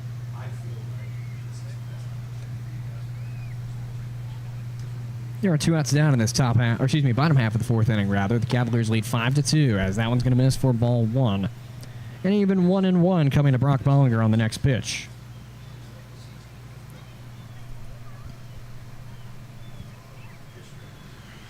So the pitcher Boone sets and delivers, pitches outside, and the runner Larry takes off and steals the base. Looked like the catcher Carreras wanted to throw it down there. Not sure what happened. He started to throw and then stopped his motion and looked down at the ball. So probably didn't get a good grip on the ball there and didn't want to throw it into the outfield. This count is now 2-1 with the runner in scoring position being Larry on second base. Boone delivers and the pitch is low and away for ball number 3. So again, a good spot for Bollinger. This is his second plate appearance in a row with a 3-1 count. Just a note for fans, our on-screen scoreboard has gone down again, trying to currently get it back up, as not quite sure what's going on with it. It's picky and choosy today, as now it looks like at least my controller console's back up as the 3-1 comes in, and that one's going to be called strike 2. Now, payoff will decide what happens not only with Bollinger, but with the inning as well. So we'll see if Boone's able to retire the side here on Bollinger, or if Bollinger's able to extend the inning with either a walk or a base hit as the pitch is delivered, and it is just outside. It had the height, but just outside enough in the left-handed batter's box for it to be called ball 4. So that's a 90-foot walk of fame there for Bollinger, which will bring up number 31, Tyler Schulman, tonight's second baseman, who is 1 for 2 on the night, struck out in the second and then singled last inning. It was the third runner to score for the Cavaliers. Boone looks back to second and will deal with a back and forth Larry. The first pitch is going to be low and away for ball 1 to the second baseman, Tyler Schulman. This is going to be a 1-0 start for the second baseman.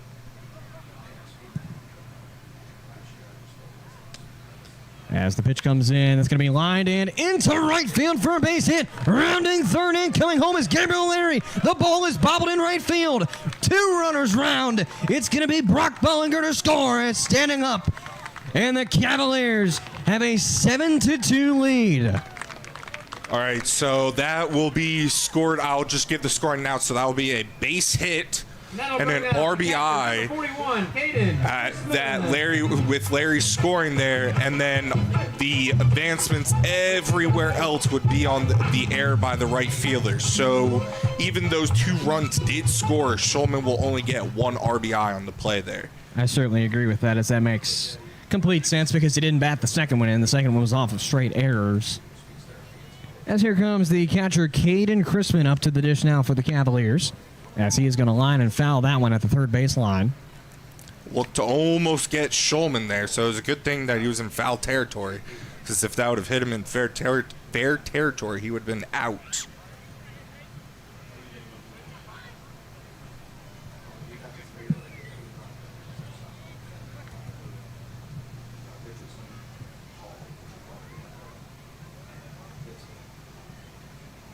just slowly but surely trying to get this scoreboard back up. There it goes. So it's not up to date just yet. So I'm going to take a second here and I'm trying to get it back together. There's one man on with 2 outs down. Cavs lead 7-5. Count now is 1-1. It's going to be missed ball 2. 2-1 count for Caden Chrisman, the man up. Hopefully it stops being choppy, but it's not a necessity. We can just say the score and the count every so often, as that's going to be fouled down towards the Braves dugout. Now a 2-2 even count for the catcher. Now also, they're also getting a little experience of what it's going to be like for tomorrow's game. That's true. So tomorrow, just to get it out of the way, for those who weren't on the broadcast for the last 2 days, I won't be here tomorrow. I'm taking I want to say a much-needed vacation. Definitely a much-needed vacation. And that's going to be off the foot of the pitcher, Boone. It's going to go to third base. One run's going to score off of the air at 1. So that'll be a single. As that is And now batting the right fielder, but that was a hard hit, and since it went off his foot, there's nothing that he could do there. So it'll be nice to him and not give him the error. However, that does give Caden Chrisman the RBI with Brock Bollinger's, my apologies, Tyler Schulman scoring. So it's an 8-2 Cavalier lead off of the single. See, I told you I'd never guess right. So that one that I actually got right earlier with the error at short, that was a good call by me. Not trying to toot my own horn or anything, but just because I never get it right. So, yeah. So that this first pitch to Kaz Jordan will be outside for ball 1. He's 0 for 0, and even though in this he's had his third plate appearance as he lost his balance on that swing and fell down. He seems to be okay. So the count will now be 1-1. He's in his third plate appearance. However, he's statistically 0 for 0 with the walk in the second inning and then a sacrifice fly in the third inning. As pitch number 3 is called a strike on the top outside corner. Going back to what I was saying before, the Caden Chrisman single, I'm going to be taking vacation starting tomorrow, and Andrew's going to fill in for me. That's the main reason why we've gotten him on the broadcast here for the last couple of games. So that's going to be missed ball 2, even 2-2 count to Kaz Jordan. But I would argue that it's much needed just because I haven't gone on any sort of vacation in over 2 years. So it's going to be nice just to have a change of scenery, but I'm going to miss just being here, and that's going to be a liner to short, and that's going to be played at second for the outs. So Kaz Jordan forces a 6-4 FC if you're scoring at home for the third out. And that'll do it as 7 batters are faced. The Cavaliers score 3 runs in this fourth inning. They take an 8-2 lead over the Staunton Braves. Back with you in a moment on the Culpeper Cavaliers Baseball Network. This is Culpeper Cavaliers Baseball. And we have Harper and Claire. Our location at Bragg's Corner Properties lends itself to a superior visibility at the Route 29 bypass interchange. Bragg's Corner is ready to help make your business transition into this ever-expanding commercial area. Enjoy the freedom to start, grow, or expand your business today. For questions or to open your lease, visit Bragg's Corner Properties online at braggscorner.com. That's BRAGGS corner.com. Bragg's Corner Properties, where business meets success. CM Contracting and Consulting provides general contracting and consulting services for commercial, government, and security construction. Our jobs range from small area remodeling to new building construction. When it comes to working with clients, our golden rule takes priority. We simply want to guarantee 100% satisfaction with the work done. Contact CM Contracting and Consulting at cmcontractingconsulting.com for all of your commercial construction, security construction, modular SCIF, and disaster recovery needs.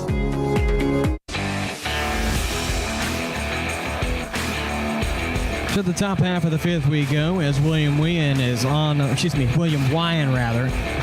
mound now for the Cavaliers. Rather, still on the mound, I should say, is Nate Prince, Ike Schmidley, and Wyatt Campbell are the 3 due up, the 9-1 and 2 batters for the Braves here coming up for this 5th inning of work. So the leadoff batter for this inning is Nate Prince, and Andrew will get his stats coming into this plate appearance. So he's 0-1 on the night. coming into this second plate appearance. In his first plate appearance, he flew out to the left fielder, Larry, to end the second inning. So we'll see what he's able to do here. Wyan sits on the mound for the first pitch of the fifth inning. The pitch comes in. That's a swing and a miss. Got him swinging for strike number one as Nate Prince starts down in the count 0-1 to start this fifth inning off. It's worth noting that the Cavalier defense has yet to record a 1-2-3 inning. They've allowed someone on, at least in some form. That's popped up in the foul territory. It's going to be Bollinger reading at the fence in front of the Cavaliers dugout. He will make the catch for out number one. That'll bring up the left fielder, number 42, so that almost Schmidley. Got away from Bollinger there, as those foul balls are very hard to read with the path that it's taking. And it almost flew behind him and fell behind him on there, but he was just able to catch that ball in the nick of time. So here's the original leadoff batter, Ike Schmidley. As the first pitch comes to him, it's going to be in there for a called strike one. 0-1 is the start for the left fielder, Schmidley. So this is his third plate appearance. He's 0-2 with 2 strikeouts. So we'll see what this third plate appearance looks like for him as that pitch is inside for ball one. What I was saying before Prince popped out, the Cavaliers have yet to record a 1-2-3 inning on defense. They've allowed someone on, whether it be off of a walk or a hit. As ball two comes in, 2-1 count. So let's see if the Cavalier defense can certainly provide here late in this game where they take a 6-run lead over the Braves. Wyan delivers the pitch, swung up the middle. So the 1-2-3 still is potentially intact if they get a double play here, but it'll be a lot harder for the Cavaliers to be able to do that, as they'll bring up this second batter in the lineup, Wyatt Campbell, the first baseman, comes into this third plate appearance, 1 for 2 on the night with the strikeout in the first inning and a single to the right fielder last inning. I believe that, or the third inning, I believe that popped right over the second baseman, Schulman. I think you're right. So the first pitch there by Wyan is called for a ball. 1-0's a count as he sets to get ready to deliver the next pitch. Wyan is going to deal the 1-0. That is going to be in there on a high fastball. Called strike one. Now an even 1-1 count for the first baseman, Campbell. The Braves have Ike Schmidley on first base following the single just a batter ago. A ball and a strike. Wyan is going to deal the pitch. That's going to be fouled back. Going to stay in the ballpark. 1-2 is the count to the first baseman. So what we've been trying to get into the past couple attempts here of explaining what tomorrow's going to potentially look like, weather depending, is that I will be announcing the whole game. However, I am not nearly as tech savvy as Wyan's pitch is swung on, fouled away, remain the count at 1-2. I am not nearly as tech savvy, nor have the equipment and the knowledge and all that, and put all this stuff together that you as fans who are not able to be here are able to experience. So I know tomorrow's going to be a lot different. I'm going to do my best to make it anywhere near as the way that it's done by Cameron here, as that is fouled away and stays 1-2. I know he does a great job, so I'll try and make the experience a little bit like that, but bear with me if we do have the game. Hopefully we are able to get the game in with the weather, but if we do have the game in, just bear with me, as we will not have the ads in between innings, and as that is popped up, which will be caught by the first baseman Bollinger for out number 2.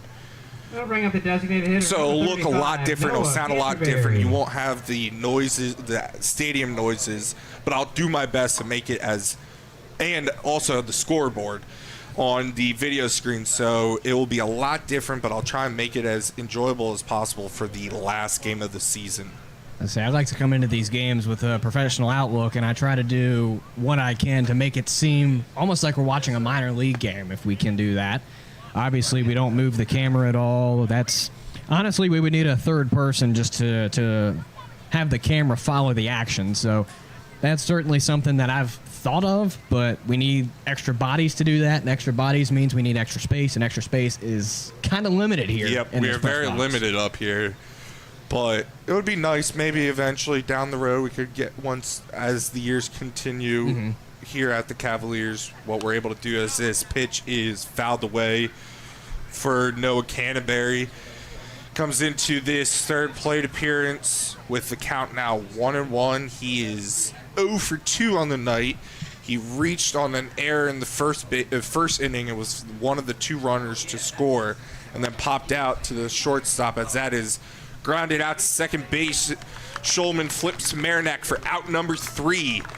The side is retired. So 4 batters come up for the Braves here as 3 are retired.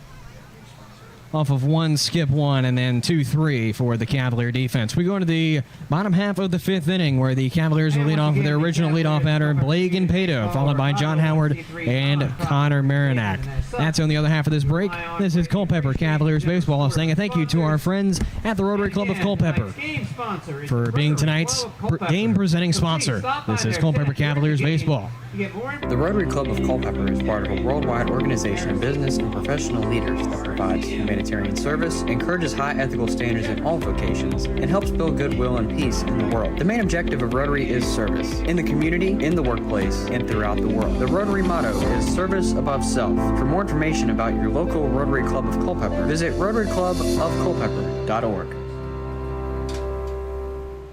Located in Culpeper, Maloney & Ward Insurance Agency has been committed for over 30 years to providing the best insurance coverage, but also the best service. We try to make picking the right insurance policy easier and less daunting for you by going the extra mile, doing the extra work, and reassuring you that our team of experienced professional agents is here for you every step of the way. To get in touch with one of our dedicated team members, visit MaloneyandWard.com or call 540-825-9121. Maloney & Ward Insurance Agency. Coverage you need. Coverage you can trust. Coverage you can afford.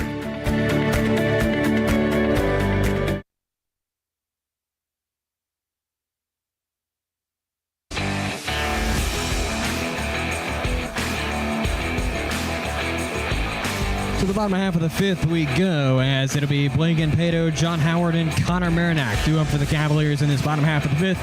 Well, the Cavaliers lead by 6 at an 8-2 score over the visiting Staunton Braves in this final weekend action here in the regular season of the 2024 Valley Baseball League season. First pitch comes in from Boone to Pato. Pato will tip that one at the dish. It's going to be a 0-1 start for the Cavaliers center fielder off of the foul ball. So he comes into this 4th plate appearance hitting 1 for 2 on tonight. Flew out to left field in the first inning, walked in the second, and singled to the center fielder with an RBI in the 3rd inning. So that pitch is checked by the first base umpire, and he says that Pato went around for strike 2. So 0-2 coming to the center fielder, Blagan Pato, from the pitcher, Dale Boone, who sits on the mound. And the 0-2 comes in. That is up, and away, called ball 1. Now ball and 2 strikes coming to the center fielder, Pato. Again, Pato is perfect against the pitcher, Boone, as that is going to be lined and fouled out of play. Going to keep the 1-2. That stat actually holds true as Pato singled in the 3rd, recorded an RBI. So he stays perfect against Boone this season, coming into this second plate appearance meeting between the two, as the 1-2 part 2 is going to be missed outside on the low ball. Even count now at 2-2. So let's see what Pato's able to do here with the next pitch as Boone sets to deliver the pitch. High and out for ball 3, so that will be a payoff pitch. Not very, very many on either side. I believe this is the 3rd payoff pitch for the Cavaliers, I want to say, as this next pitch is inside, almost hits Pato. So that will be a 90-foot walk of fame for Pato as he makes it to first base and will bring up John Howard. So going off your point, Andrew, there haven't been many payoffs, but there also haven't been, on the Cavaliers' offensive side, there have been a few more walks than what the Cavaliers have given up on defense, as there's 1, 2, 3, 4, 5. There are 4 or 5 walks for the Cavaliers and only 1 for the Braves. I believe so. As the pickoff attempt back at first to try and catch Blagan Pato stealing is not in time. So here's John Howard in his fourth plate appearance of tonight's ball game. His first pitch to him is going to be a rather beautiful pitch from Boone, called strike one, as it goes straight through the zone off of the looking strike. So he comes into this fourth plate appearance 1 for 2 on the night with a single, walk, and a fly out, as that pickoff attempt was attempted and unsuccessful again. So we'll see if the batter Boone tries to pick off the runner Pato, or it pitches as it's delivered inside. Pato started to take off there down to second base and stopped about a third of the way and went right back. So we'll see what his intentions are here on the next pitch, as the count is now 1-1. Boone facing the batter John Howard, batter number 2 in this 5th inning. As it's a 1-1 count, the pitch comes in, grounder up to second base, and it's going to be a bobble. It's going to be an E as of this very moment off of Jacob Cantor, and that is going to be held true, as it's an E at 4 to get Blagan Pato to second and to get John Howard on. Although that affects his stats, it's still a way for him to get a little bit of on-base action as the Cavaliers go to the shortstop, Connor Marinac. One of the hottest bats that the Cavaliers have, actually the hottest bat that the Cavaliers have coming into tonight's ball game. As Boone looks back to second, deals the pitch, pings him, bases loaded, 90-foot walk of fame on the very first pitch. So it's been quite a while since we've seen a hit by pitch for Marinac there. He started off in the first couple games when he was able to get here for the Cavaliers after playing in the championship for the Misericordia. I want to say in the first 2 or 3 home games he was hit about 10 times. It was easily that number, and not only was it Connor, but it was also Brock that got hit as well several times. He did too, yeah. That was something. That was a sight to see for those who watched those ball games. As Bryce Demery comes up, the DH cleaning up for the Cavaliers and cleaning up in this inning as of right now. Finds a 1-0. So we'll see what he's able to do here with bases loaded, no outs, 2 for 3 on the night with 2 home runs. That it swung on, fouled back for strike number 1. That'll even the count at. My apologies. I believe the count is now. Do you have 0-2? I've got 1-1. 1-1. Okay. It's worth noting in the meantime that Bryce Demery, every time he has hit the baseball, it has gone yard. So we'll see just what Bryce Demery can do if he can keep that home run streak alive with hits, as that one's fouled away out of play. Going to be a 1-2 on the next pitch to the DH Demery. That's definitely what he's trying to do here. He is definitely trying to hit that home run and get the grand slam here, which will make the score be 12-2. So he is definitely trying for that grand slam. I personally think that we haven't had any grand slams hit by the Cavalier offense this season here at CCHS. If not, it's been 1 or 2. I think we had one by Crapel, I want to say, as that is grounded over the pitcher. Only play the second baseman has is to get the runner Demery out at first base, but that will allow the runner from third and all the other runners to move up. So that will be an RBI for Demery, which will bring his RBI count on the night to 4. And in the meantime, the Cavaliers take a 9-2 lead with Blagan Pato crossing. It's going to be Gabriel Larry, the left fielder, to come up now for the Cavaliers with 2 on and 1 down. As Boone looks back to second and is going to deal the first pitch to Gabriel Larry. That is going to be missed for ball 1. It's a 1-0 start for the left fielder. So Larry also comes into this fourth plate appearance hitting pretty well. When he's made contact, he has reached base with 2 singles as this next pitch is swung on and fouled away out of play. So even the count at 1-1. He is 2 for 3 on the night with 2 singles and a strikeout. So he's looking to continue this statistical action here. A ball and a strike as Boone receives his sign from the catcher, Frankie Carreras. And now Boone will sit on the mound. It's a 1-1 even count. The pitch comes in.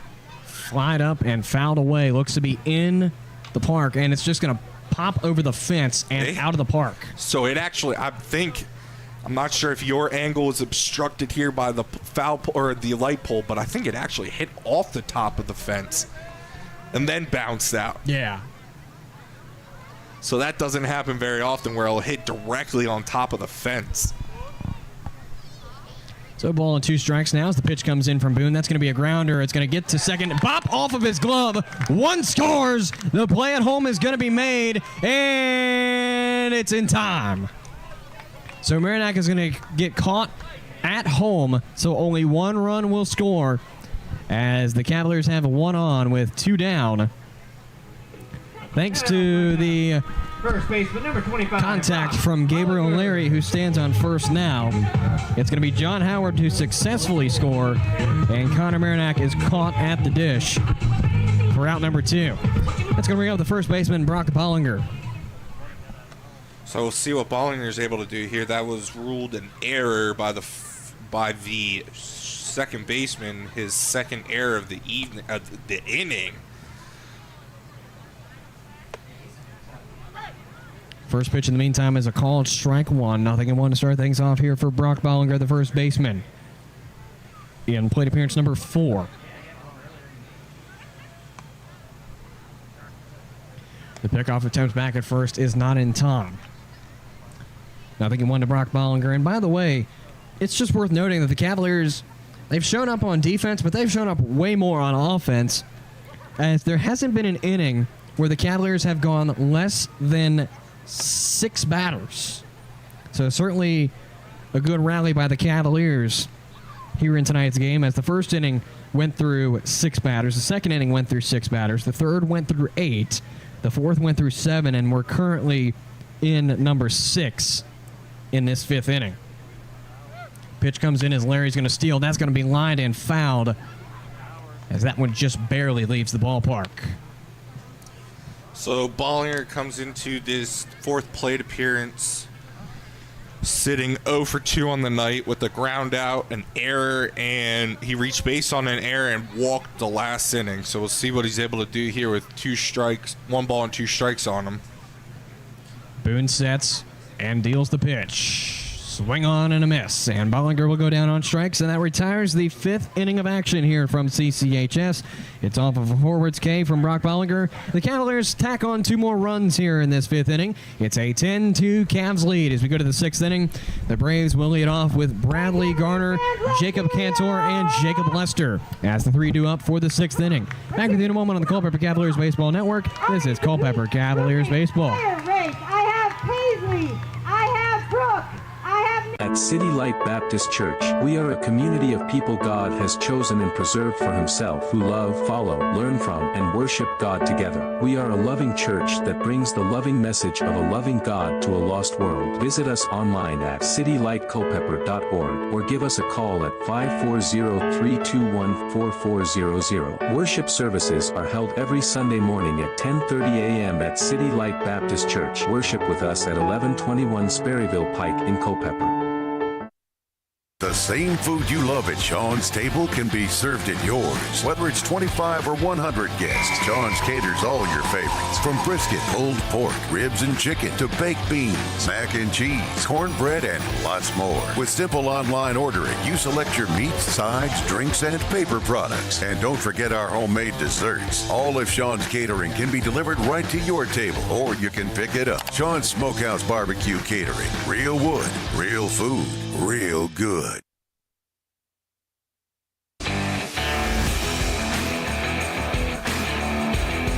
We go to the 6th inning of work as I hit the wrong side of the inning button on the scoreboard. I went backwards instead of forwards, and so I'm sitting there like, we're not in the 4th inning. What in the world? And I was like, oh, I hit the minus, not the plus. Gotta love it when I normally blame the scoreboard for the errors, but this time it was operator error. As we're in the top half of the 6th now, the Braves will lead off with, it's not going to be Tyler Shulman. I forgot to flip my book back over. It's going to be Bradley Garner, Jacob Cantor, and Jacob Lester, as the first pitch to Garner is going to be outside for ball one, a 1-0 start for the Braves third baseman. As Wyan sets and the 1-0 is delivered downstairs. Ball 2, 2-0 is the count.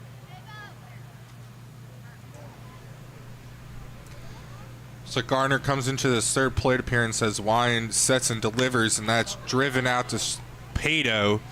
Looked like it again had enough to potentially go out there if it would have definitely made it to either left or right field. However, Pato was able to track that down for out number 1. So I'll set down Garner for the second time and will be 1 for 3 on tonight's game. So the FO to 8 will start the Braves off on offense as the second baseman Jacob Cantor comes up to the dish now for them. This third plate appearance for Cantor. He's 0 for 2 with a ground out as that first pitch is fouled out of play for strike number 1. Grounded out to Marinac to end the first inning and then started the fourth inning with the fly out to Jordan. So he's 0 for 2 on the night. As the 0-1 is set from Wyan and the pitch comes in. That is going to pop behind Chrisman. It's going to be upstairs in the meantime. Even count of 1-1 coming to the second baseman Cantor. As following Cantor will be the shortstop Jacob Lester as the 3-2 up for the Braves offense here in this 6th inning. Wyan sets 1-1. The pitch comes in. That's upstairs, ball 2. Now a 2-ball, 1-strike count coming from Wyan to the second baseman Cantor. We're approaching 9 o'clock here in Culpeper, 8:45 as the pitch comes in. That one's going to be low this time. 3 balls and a strike. So we'll see what Wyan's able to do here with a 3-1 count. As the 3-1 comes in, that's going to be a beautiful pitch from Wyan, straight through the heart of the strike zone on the fastball. Payoff will decide what happens to Jacob Cantor.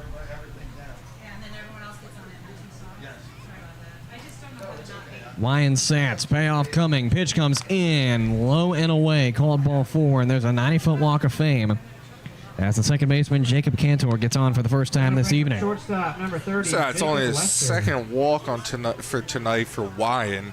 He's done pretty well so far, minus that first little hiccup in the first inning. He's done well the rest of the game. I'll bring up the shortstop, Jacob Lesser, who is 0 for 1 with a walk and a flyout. First pitch is on the outside corner, called a strike for strike 1. And you got to give Wyan the credit. He's only allowed 4 hits, one of them being a home run, and the Cavaliers have recovered since then. So it's not like that was a detrimental play. That's going to be grounded into left field. Larry's going to make the scoop, and there is hit number 1 of the inning. That's hit number 5 of the night for the Braves. So it seems like there will be potentially a change. Nope, no change. Only the coach going out there to get the bat. So I'll bring up Zachary Horn, who is 0 for 2 on the night. The ground out and a fly out. Wyan sets, looks to second. Nobody quite there to make the play as Marinac shifting back towards left field. The first pitch is going to be cut on and missed on the low pitch.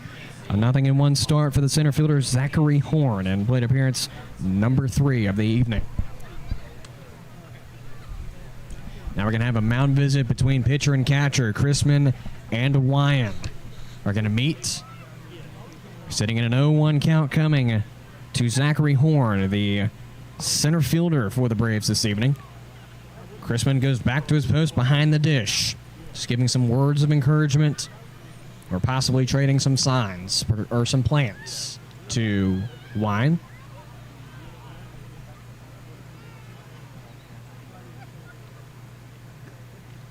Top half of the 6th here in Culpeper, a 10-2 Cavaliers lead over the Staunton Braves as Wyan receives his sign from Chrisman sets on the mound.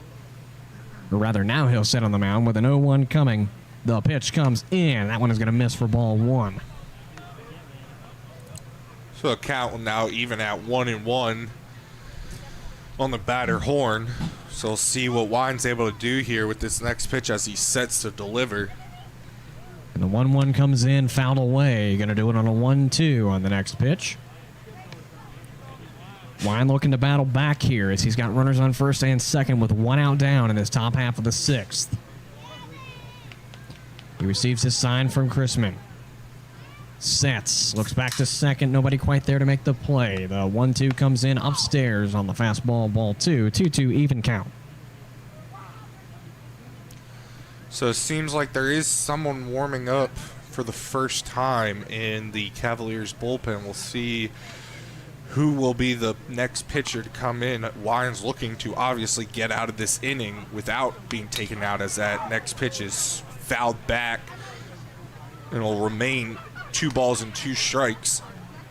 Just got to say, so far, knock on wood, that William Wine has had a pretty great game at the mound tonight.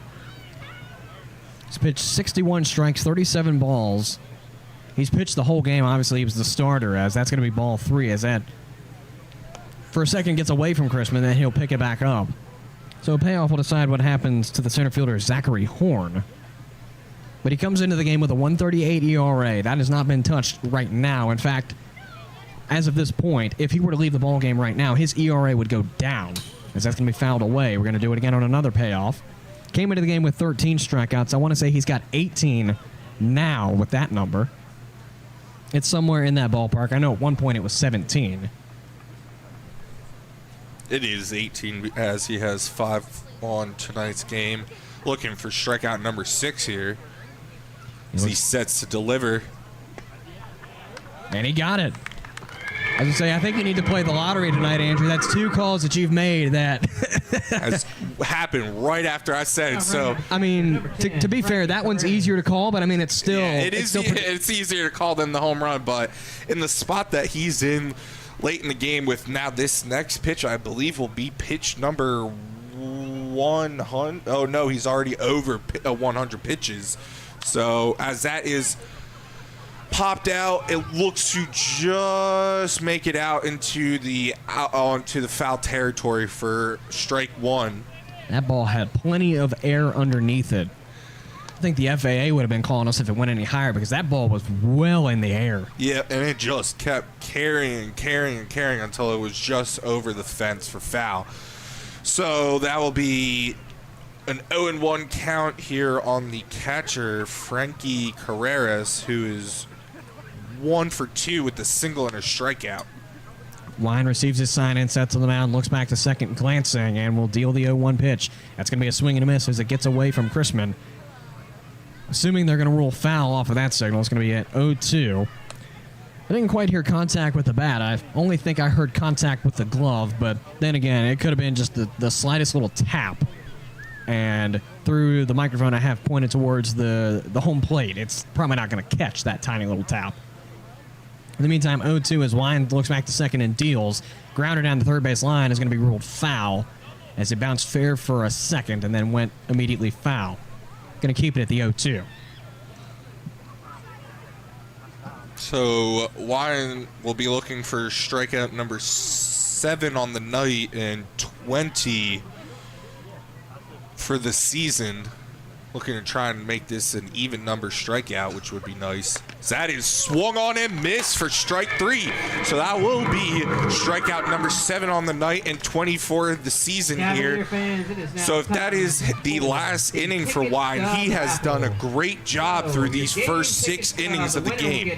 So if that is the last inning we see from him, that was a fantastic performance. We'll certainly see what happens with Wine moving forward, but as you said, Andrew, that was a great performance from Wine if he is pulled, as again the Cavaliers have a man warming up in the bullpen. In the meantime, the Braves will go with the new man on the mound, as we'll take a sideline and reveal the identity of the new pitcher for the Braves on the other half of this break. This is Culpeper Cavaliers baseball, a 10-2 Cavalier lead over the Braves.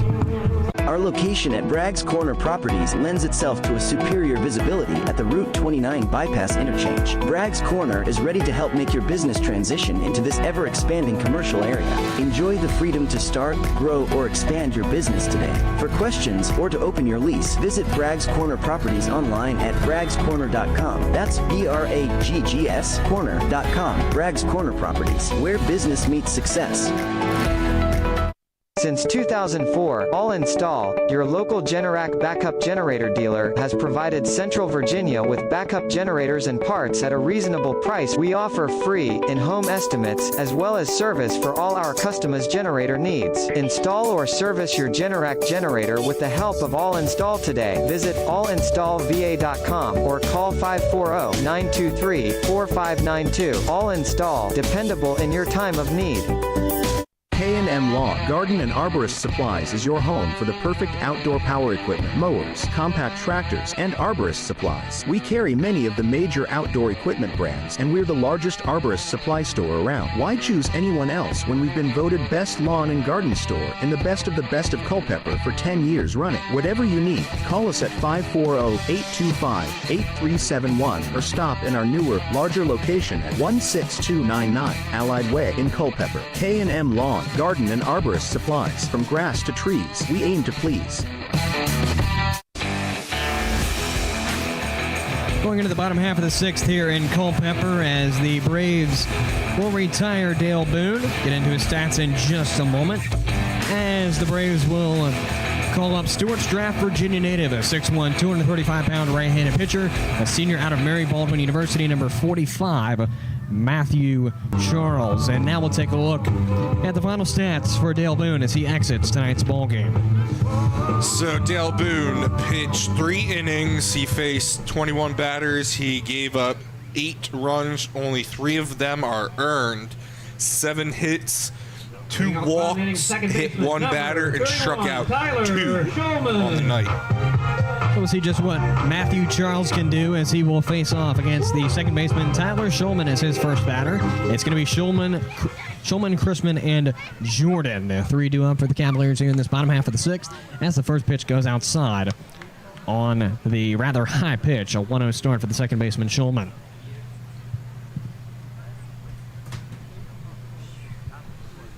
Charles will set with the 1-0 coming to Shulman, and the pitch will come in. A popped up, fouled back. Even 1-1. Rather, it's going to be popped up close to the fence, and it's going to be played as that's out number 1. So that looked like, again, it was starting. It looked like it was starting out of play there, but since it held up in the air for so long, it was able to move back in foul territory to allow the catcher to catch that. Here comes Caden Chrisman, the catcher, coming up for his 4th plate appearance of the evening. He is 2 for 3 on the night with a flyout and 2 singles, as well as an RBI. So that first pitch is, I believe, upstairs and inside. Could have gone either way or both for ball 1. So it counts 1-0. Charles receives his sign, sets on the mound, a 1-0 count. And the pitch will come in, and that one's going to be in the strike zone, called a strike 1, looking now an even 1-1 for Caden Chrisman as Matthew Charles comes into tonight's ballgame with a 7.56 ERA, 8 1/3 innings under his belt, and 7 strikeouts on the season. As that pitch will go low and away, called ball 2, 2-1 is the count now to the catcher, Chrisman.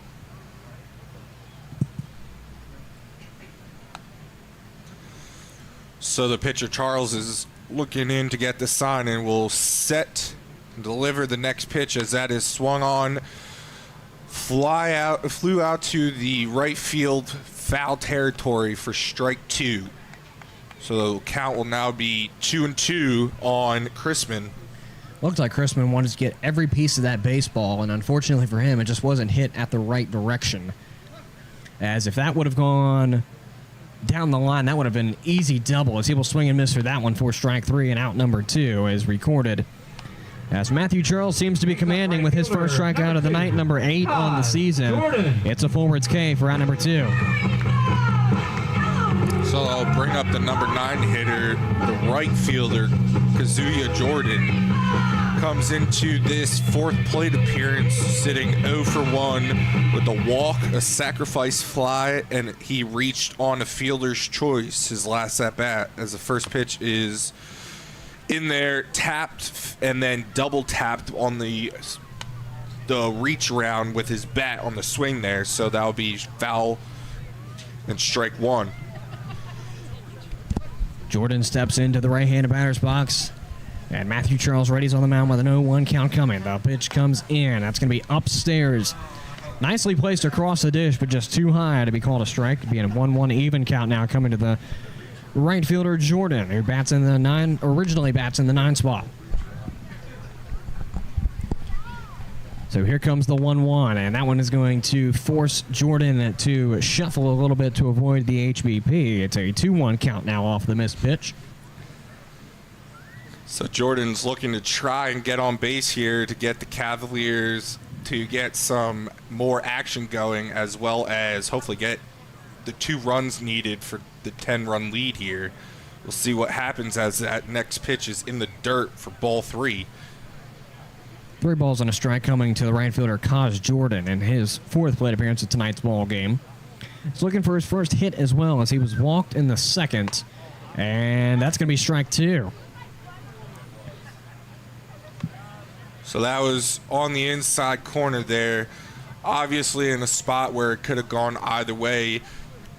Jordan was hoping that it was called a ball, however, it was not, so this will be a payoff pitch here as it's pitched and delivered low and away. That is not questionable there as a ball, so that will be a walk for Jordan, and we'll bring up the top of the order, Blagan Pato.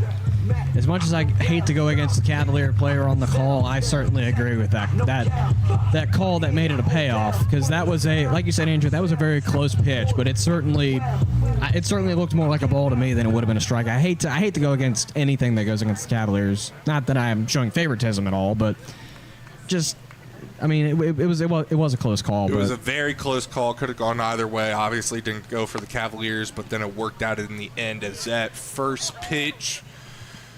I'm not sure if they're trying to get a check on the umpire for the swing or not. However, it was not checked, and it was called a ball, so it'll be 1-0 on the leadoff batter, Blagan Pato, who is 1 for 2 on the night with a single and 2 walks and a fly out. So we'll see what he's able to do here.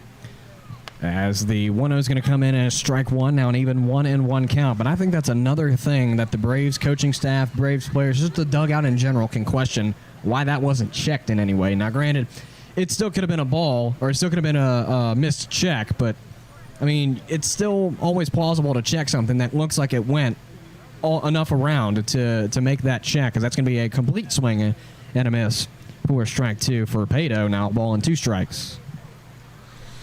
So we'll see what Pato's able to do here with 2 strikes on him, with 2 outs. We'll see if he's able to continue this at bat here, or if Charles is able to continue his dominant first appearance of the night.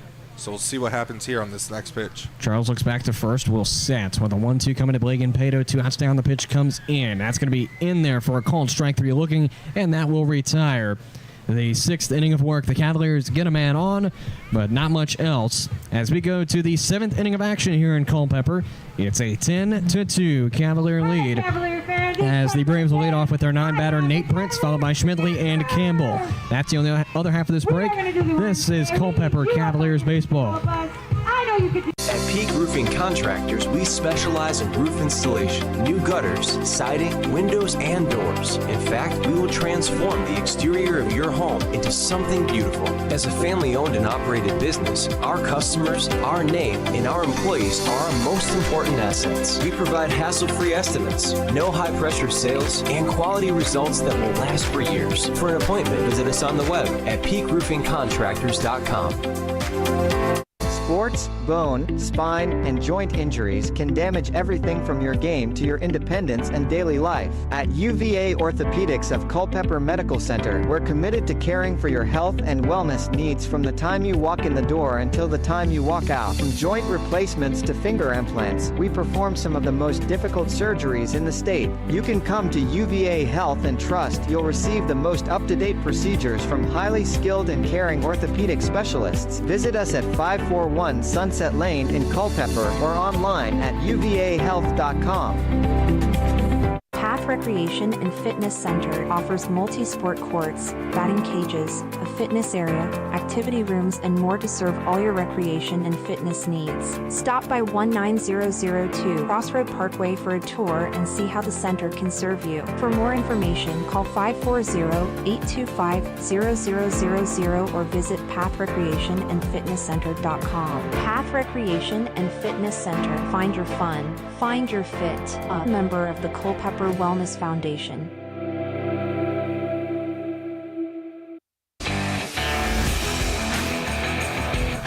So what we believed at the end of the last inning for the Cavalier defense has come true. William Wyan has been retired, and in his place is Culpeper, Virginia native, a 6'1", 205-pound right-handed pitcher, a junior out of Christopher Newport University, number 33, Jackson Gimble, is going to come on and relieve Wyan of his duties. And here is Wyan's final stats of tonight's ball game. So I'll get the stats to you in 1 second, as that first pitch is a little high and outside for ball one. Wyan ended the night with 6 innings pitched, faced 26 batters, gave up 2 runs, none of them earned, as that next pitch is called a strike, so the count is now 1-1. He gave up 5 hits, 2 walks, and struck out 7 batters. So he is also in line for the win if the Cavaliers are able to hold on to this lead. This next pitch is popped out to the third baseman, Howard, for out number 1 on the night. So that'll be an FO5, and that will bring the top of the lineup for the Braves, Ike Schmidley, to the plate. It's also worth noting that Jackson Gimble comes into tonight's ball game with a 4.36 ERA, 10 1/3 innings under his belt, 12 strikeouts. He will pitch ball 1 of the plate appearance for Ike Schmidley. So Ike comes into this 4th plate appearance hitting 1 for 3 on the night with 2 strikeouts and a single. So we'll see if he's able to continue this to get a hit streak going for himself or not, as that pitch is fouled back away for strike 1. So the count is now 1-1 on the leadoff batter. Schmidley is perfect against Gimble this season with 1,000 batting average coming into this first appearance with Gimble of tonight's ball game. As Gimble receives his sign from the catcher, Chrisman, he will set now and deal the 1-1 pitch. That's going to be upstairs, called ball 2, a 2-1 count now for the original leadoff batter, Ike Schmidley, playing in the 7th spot on defense. And I think they're just signaling for Gimble to trade baseballs out, as that's what has occurred on the field. The third base umpire making a chopping motion with his hand. More than likely, that's the signal to say, hey, trade that baseball out. As the 2-1 comes in, that's going to miss for ball 3. 3 balls and a strike now from Gimble to Ike Schmidley. So we'll see if Gimble's able to battle back here with 3 balls on the batter and only 1 strike as he gets ready to deliver the next pitch, and that is high, checked, and close, but did not swing, and he was able to hold up for ball 4. So that's a 1-out walk for Ike Schmidley and the Braves. So I'll bring up the first baseman, Wyatt Campbell, who in this 4th plate appearance comes in sitting 1 for 3 with a strikeout, a single, and a pop out to the first baseman.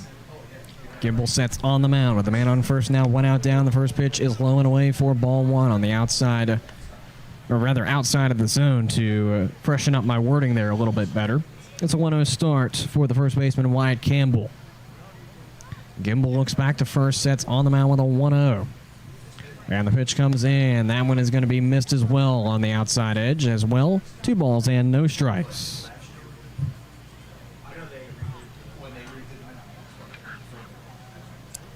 So Gimble was able to make quick work of the first batter, Prince, but has struggled with these next 2 batters. We'll see what he's able to do, as that pitch is well high and inside, gets past the the catcher Chrisman, which will allow the base runner Schmidley to move up to second base on that wild pitch there.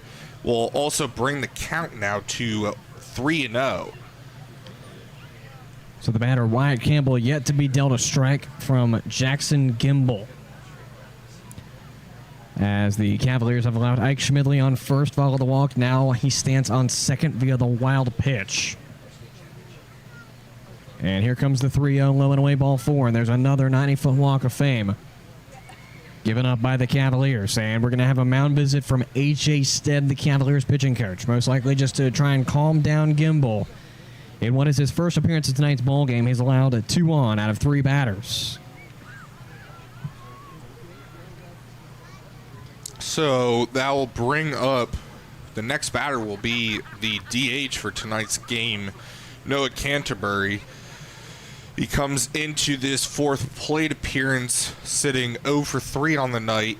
He reached on an error by Brock Bollinger way back in the first inning and scored so far one of the 2 runs for the Braves.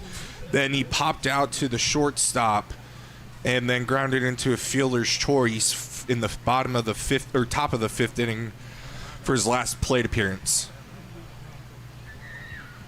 So we'll see what he's able to do here with Gimbel struggling on these past 2 batters. See if he's able to find the zone or not with Canterbury up. So with 2 on and 1 down, Gimbel will set on the mound. Looks back to second, nobody there to make the play, and he will deal the first pitch of the plate appearance. High fly ball right field chasing back Kaz Jordan at the fence, and he will make the catch. Rather a foot or 2 in front of the warning track. The runner from second is going to go off of the catch. That's going to be not Wyatt Campbell, but rather Ike Schmidley to make it to third. So the Cavaliers definitely lucked out on that swing there, as that definitely looked like it was going out. The batter Canterbury just missed being able to hit that over the fence for a 3-run home run, as that was, I would say Kaz was a few, about 2-3 steps in front of the mound visit. My apologies, the warning track. I heard mound visit from Billy. And that's what went in my head there as this first pitch to Bradley Garner swung on and missed for strike 2.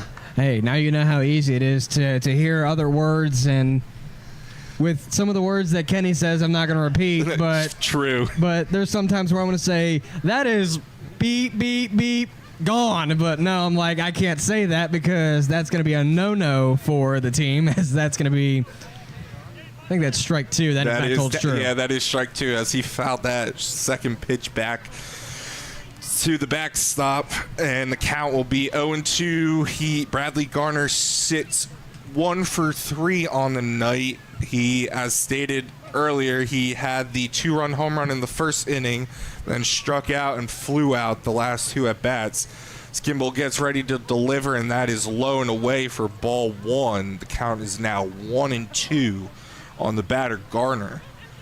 Cavaliers looking to get this last out and keep the the Braves, my apologies, scoreless. Don't know where that came from. No one said anything about that, so that just came out of nowhere. I think I saw Gimbel out of the corner of my eye. Yeah, that would make sense. I think that's what it was, but then again, my brain works in mysterious ways, so it could have just come out of left field, honestly. So that pitch was called a ball, so that'll even the count here at 2-2 on Garner as Gimbel gets ready to deliver the pitch in there, fouled away for the count to remain at 2-2 with 2 outs. Runners threaten the corners for the Braves on offense. It's going to be Ike Schmidley at third and Wyatt Campbell at first. Both were walked by Gimbel. As Noah Canterbury sacrificed a fly out to 9 to allow Schmidley to tag from second. That's where he stands with 2 outs down. As Gimbel with a 2-2 coming. And that is going to be missed ball 3. Payoff coming. It's going to be to Bradley Garner in the meantime, as I blank on my names there. So this will be the first payoff for Gimbel. And I believe this is about the 5th or 6th payoff pitch that the Braves have had on them. So the runner on first will be off on this pitch, as is true, and that is swung on line to Howard. He is not able to make that play, as that was a hard hit, very difficult hit to be able to field there. So that will be given a hit and not an error. Second baseman, number 31, Jake. But that does also allow the runner on third, Schmidley, to score. So the score is now 10-3 Cavaliers here in the top half of the 7th inning. So that will be an RBI single for Bradley Garner. There are 2 outs down still in this top half of the 7th inning. It's now a 10-3 Staunton Braves deficit as the Cavaliers lead. As Gimbel is going to deal the first pitch to the new batter, Jacob Cantor. It's going to be strike 1 on the looking strike. Now 0-1 to start. So in this 4th plate appearance for Jacob Cantor, comes in 0 for 2 with the ground out, a fly out, and a walk. So we'll see what he's able to do here as this next pitch is outside. Just a bit outside. It looked like the catcher, Chrisman, wanted to throw down and back pick the runner on first, being Garner. However, he lost the ball and was not able to do that. So keep the runners in the same spots, being first and second. Gimbel sets with a 1-1 count. And the pitch comes in. That's going to be missed just high for ball 2. 2-1 is the count coming from Gimbel to Jacob Cantor. Runners on first and second are respectively Bradley Garner and Wyatt Campbell. As Gimbel sets on the mound with a 2-1. The pitch comes in. It's going to be a grounder to short. It's going to be Marinac reading. The flip to first is going to be in time, and that retires the side. So the Braves do get one on the board for the first time since the first inning, but the Cavaliers hold them off with 2 outs down. They get the 6-3 play to go their way on the fielder's choice. That'll do it for the top half of the 7th. We go to the bottom half with the Cavaliers leading off with John Howard, followed by Connor Marinac and Bryce Demery. That's on the other half of this break. This is Culpeper Cavaliers baseball. At City Light Baptist Church, we are a community of people God has chosen and preserved for himself who love, follow, learn from, and worship God together. We are a loving church that brings the loving message of a loving God to a lost world. Visit us online at citylightculpeper.org or give us a call at 540-321-4400. Worship services are held every Sunday morning at 10:30 a.m. at City Light Baptist Church. Worship with us at 1121 Sperryville Pike in Culpeper. Located in Culpeper, Maloney & Ward Insurance Agency has been committed for over 30 years to providing the best insurance coverage, but also the best service. We try to make picking the right insurance policy easier and less daunting for you by going the extra mile, doing the extra work, and reassuring you that our team of experienced professional agents is here for you every step of the way. To get in touch with one of our dedicated team members, visit MaloneyandWard.com or call 540-825-9121. Maloney & Ward Insurance Agency. Coverage you need. Coverage you can trust. Coverage you can afford.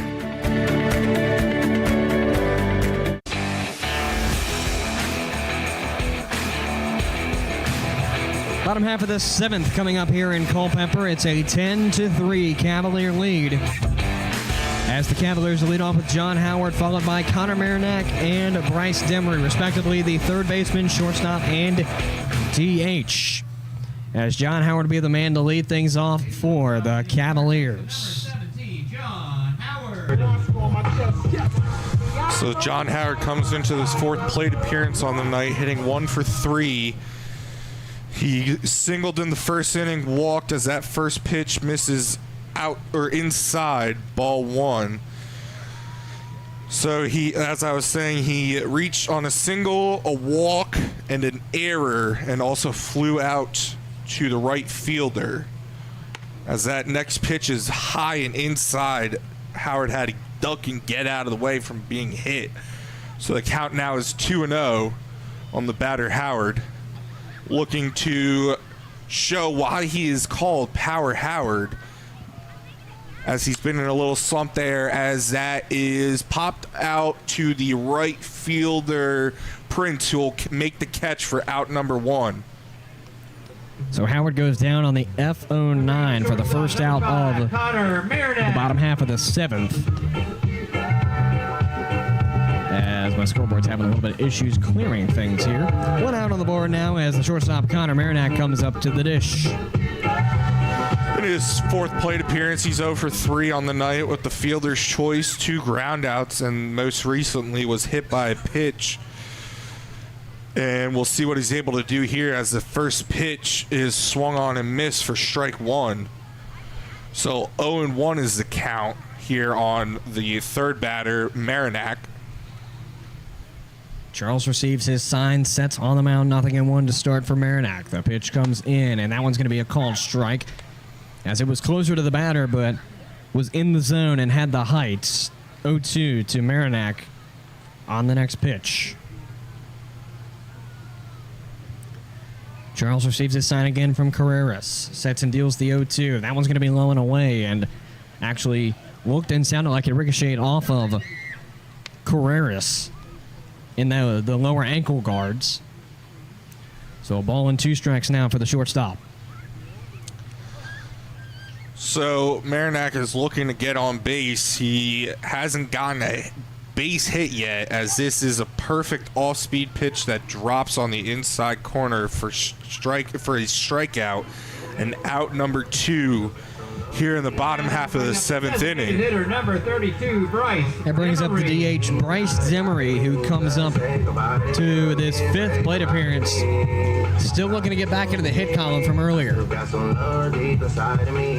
I just realized now that I've been saying 4th plate appearance for these last few batters. It is their 5th plate appearance in all of these, as this first pitch is a little high for ball 1. Bryce Demery comes into his 5th plate appearance, 2 for 4 with 2 home runs, as well as 4 RBIs on the night. So he's obviously looking to add to that RBI and home run total, as this pitch drops in there for strike number 1, which will now even the count here at 1-1. Demery looking to get back into the hit column as he was in the 1st and the 3rd inning. 2 straight home runs, taking him 2 for 2 into the 4th. He went out ground that to short. It's going to be Lester, rather the third baseman, Garner, and that throw to first is going to be off target. So it looks like Lester might have, my apologies, Garner was the one that stepped in front of Lester, the shortstop there, to be able to make the play there. It was a tough play for both. However, Garner was the one to field it and make the throw, and therefore he's the one with the error to allow Demery to get on first base and continue the inning here. So an E5 allows Demery on, as Gabriel Larry, the left fielder, comes up to the dish for the Cavs. First pitch is chopped on and missed for a called strike 1-0 to start things off here for the left fielder, Gabriel Larry. He comes into his 5th plate appearance, also sitting 2 for 4 on the night. He has singled twice, reached on an error, and struck out. So he's looking to get back into the hit column on this next pitch, as this is popped up to the right fielder. A long, high pop out to right field, caught by Prince for out number 3 here in the bottom half of the 7th inning. So that will retire the side here for the Cavaliers. Basically a 1-2 skip a few, and it'll bring it now to the 8th inning. We'll see what the Cavaliers are able to do here on defense. In the top half of the 8th, the Braves will lead off with Lester, Horn, and Carreras. The 3 due up for the Braves in the other half of this break. This is Culpeper Cavaliers baseball. The same food you love at Sean's table can be served at yours. Whether it's 25 or 100 guests, Sean's caters all your favorites. From brisket, pulled pork, ribs and chicken, to baked beans, mac and cheese, cornbread, and lots more. With simple online ordering, you select your meats, sides, drinks, and paper products. And don't forget our homemade desserts. All of Sean's catering can be delivered right to your table, or you can pick it up. Sean's Smokehouse Barbecue Catering. Real wood, real food, real good.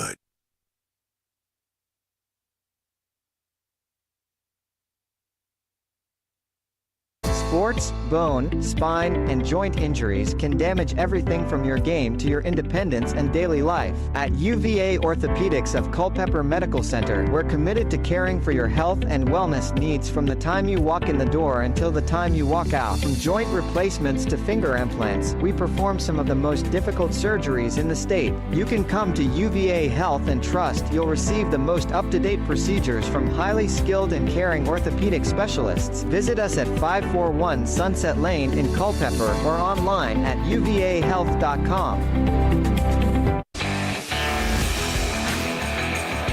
To the 8th inning we go here in Culpeper as the Braves trail 10-3 going into the top half of the 8th. Jacob Lester, Zachary Horn, and Frankie Carreras are the three due up for the Braves as the first pitch is fouled away. That is given to Jacob Lester. It's a 0-1 start. So in his fourth plate appearance on the night, he comes in 1 for 2 with a single, a fly out, and a walk.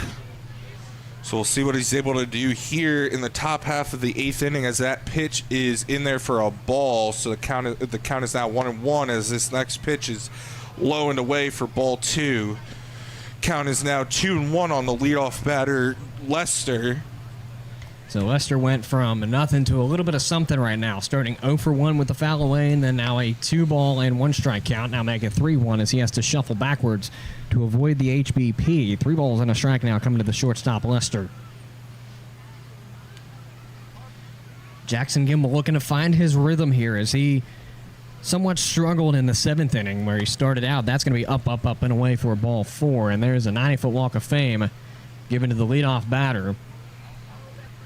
So yeah, as you were saying, Cameron, Gimbel is trying to find his groove because he struggled finding the zone. He has in the past 2 innings struggled finding the zone. When he's able to find the zone, he's done really well, able to get quick outs on the batters. But you can see when he's struggling to find the zone when he has longer at bats and longer at counts to these batters here. As that first pitch to the center fielder, Zachary Horn, is outside for ball 1. A 1-0 start for the center fielder, Zachary Horn, with a man on first, being the leadoff batter for this inning, Jacob Lester. Marinette goes out to the mound to have a quick word with Gimbel, trying to just calm his nerves down and encourage him to pitch those strikes. Probably going in there to say, hey, you just throw strikes. We'll make the outs here for you, so don't worry about anything else but throwing strikes. Although Gimbel is close between balls and strikes, 19 balls, 11 strikes, and there's strike number 12 as it's a 1-1 count now. Coming to the center fielder, Zachary Horn. Horn comes into this fourth plate appearance sitting 0 for 3 on the night with a ground out, a fly out, and a strikeout. As this next pitch is hit out to Pato, the center fielder makes a long run and cuts in front of the left fielder, Larry, to make that catch for out number 1 on the night, or this 8th inning. So that'll bring up the catcher, number 10, Frankie Carreras. He is in this fourth plate appearance. He's coming into this appearance sitting at 1 for 3 on the night with a single and 2 strikeouts. So we'll see what he's able to do here as this first pitch is up and in for ball 1. A 1-0 start for the catcher, Frankie Carreras, with a man on and 1 down here in this top half of the 8th. Gimbel sets in, deals the pitch. Waved on and missed. Got him swinging for strike number 1 of the plate appearance. Now 1-1, even counts. And so far, we're repeating what we did on the last inning, or last batter, excuse me. So we'll see if it will be a similar outcome here, as it does look like Carreras is trying to go up there hacking, as this next pitch is high and in again for ball 2.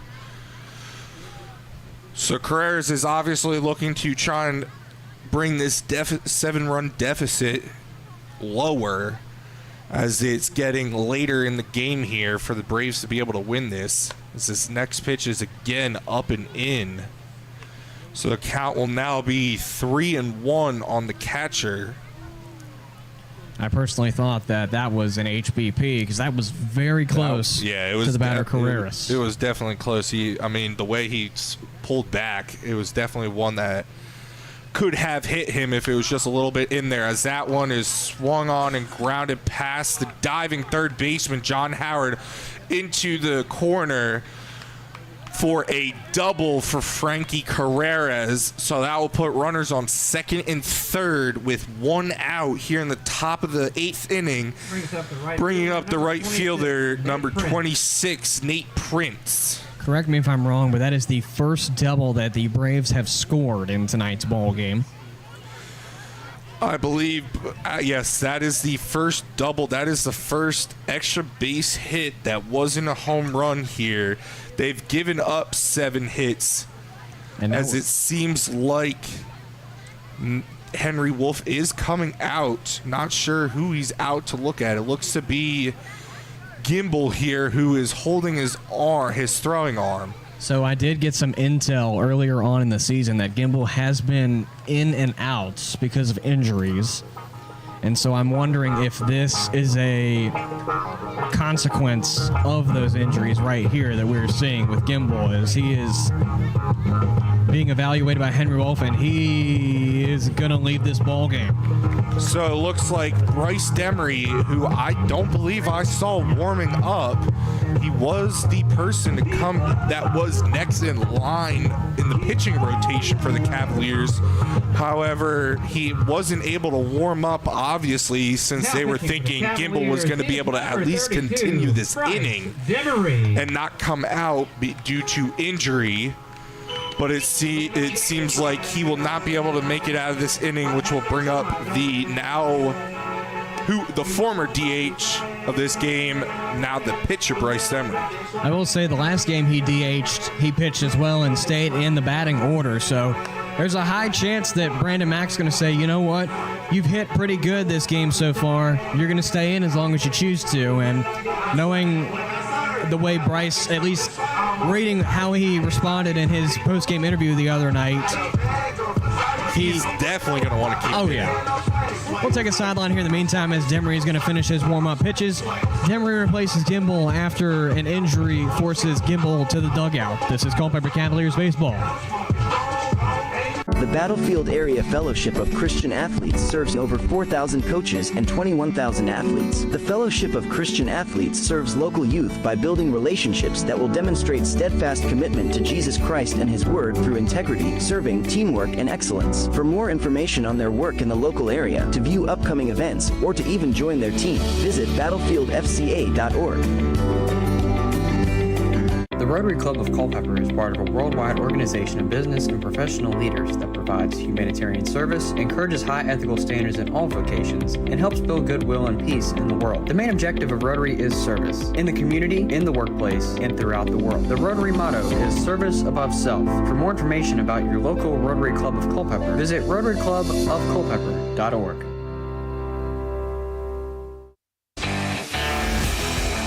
So as Gimbel gets the signal that this will be one of his last warm-up pitches,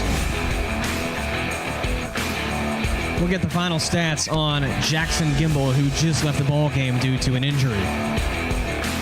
So Gimbel ends his pitching appearance on the night with, give me 1 second, my apologies. He threw an inning and a third, faced 9 batters, gave up 1 earned run, 2 hits, 3 walks, and no strikeouts, as well as he is responsible for the 2 runners on base being on second and third. So if they do either or both cross the plate in this top half of the 8th, they will be counted towards his ERA. Demery's first pitch comes in. It's outside. Ball 1-1-0 start for Demery, who's facing Nate Prince, the right fielder, as his first batter.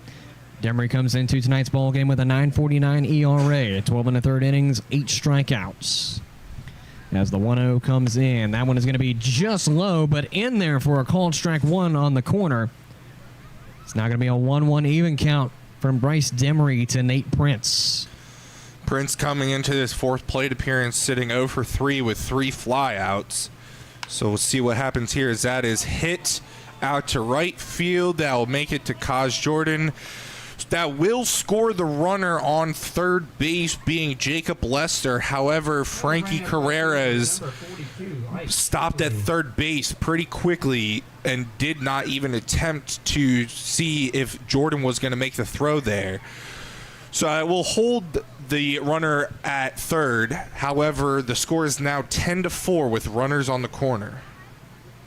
One out down in this top half of the eighth. It's a 10-4 Cavalier lead now, as the original leadoff batter, Ike Schmidley, comes up to the dish now.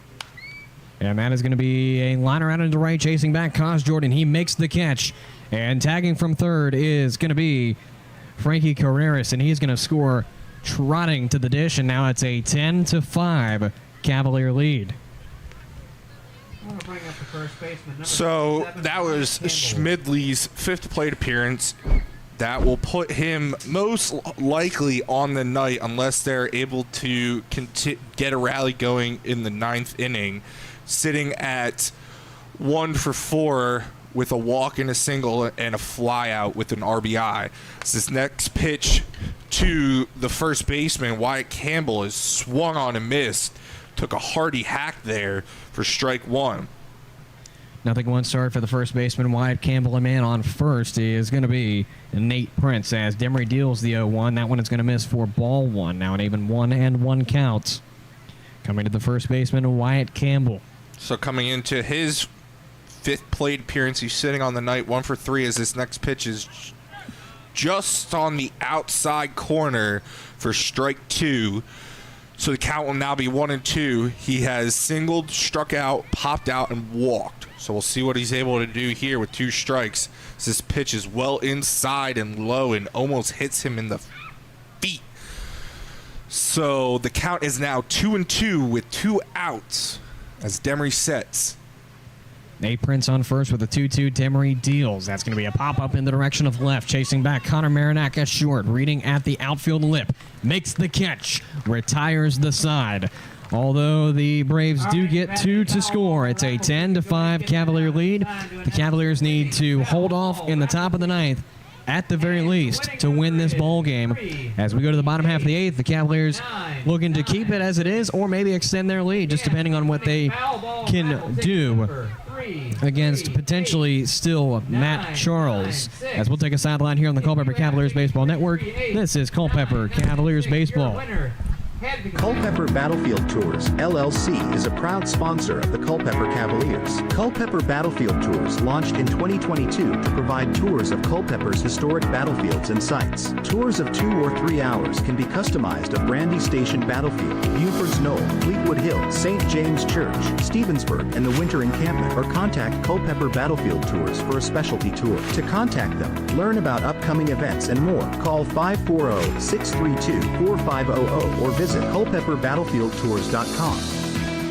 Since 2004, All Install, your local Generac backup generator dealer, has provided Central Virginia with backup generators and parts at a reasonable price. We offer free, in-home estimates, as well as service for all our customers' generator needs. Install or service your Generac generator with the help of All Install today. Visit allinstallva.com or call 540-923-4592. All Install, dependable in your time of need.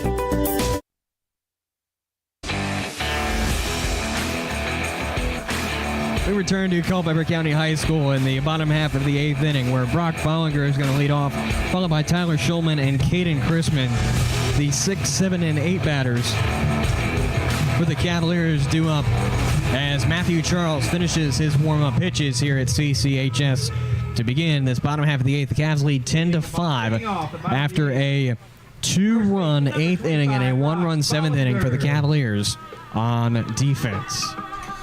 So Brock Bollinger comes into this 5th plate appearance on the night sitting at 0 for 3. He has reached base twice. However, he reached on an error in the 3rd inning and then a walk in the 4th inning. So otherwise, he's had no statistical action hitting-wise as that pitch is up and in. It almost hits him in the face. So it's a good thing that he was able to get out of the way there for ball 1. Speaking of statistics hit-wise, that would have almost been the HBP, as you said. That was close. Yes, that is true. We haven't seen one in a while for him. That next pitch drops in there. Nice off-speed for strike 1. So the count evens at 1-1 on Bollinger. In fact, according to my notes, we only have one HBP of the night for the Cavalier offense. That's coming from Connor Marinac in the 5th inning. As it's a 2-1 count now coming to the first baseman, Bollinger. So I believe that is also that was the only hit batter so far tonight. That's been the only hit batter. Usually we have one on either side, as that is weakly grounded out to the third baseman, Garner. So able to throw over to Campbell in time and gets Bollinger by a step or two for out number 1. Bring up second baseman. So Bollinger will go down, and coming up after him will be the second baseman, Tyler Schulman, who comes up for his 5th plate appearance of tonight's ball game. So Tyler Schulman's been doing pretty well this game, sitting at 2 for 4 on the night with 2 singles and an RBI. So see what he's able to do here on this next at-bat, as this first pitch is low for ball 1. A 1-0 start for the second baseman, Tyler Schulman, who has singled twice in a row in the 3rd and the 4th inning and has not recorded anything since. As the 1-0 comes, it's going to be in there for a called strike. Now an even 1-1 count coming to Schulman. Schulman is also looking for his first bit of action to go his way against the pitcher Charles this season. As the 1-1 comes in, that one's going to be low on the fastball, called ball 2. 2-1 is now the count.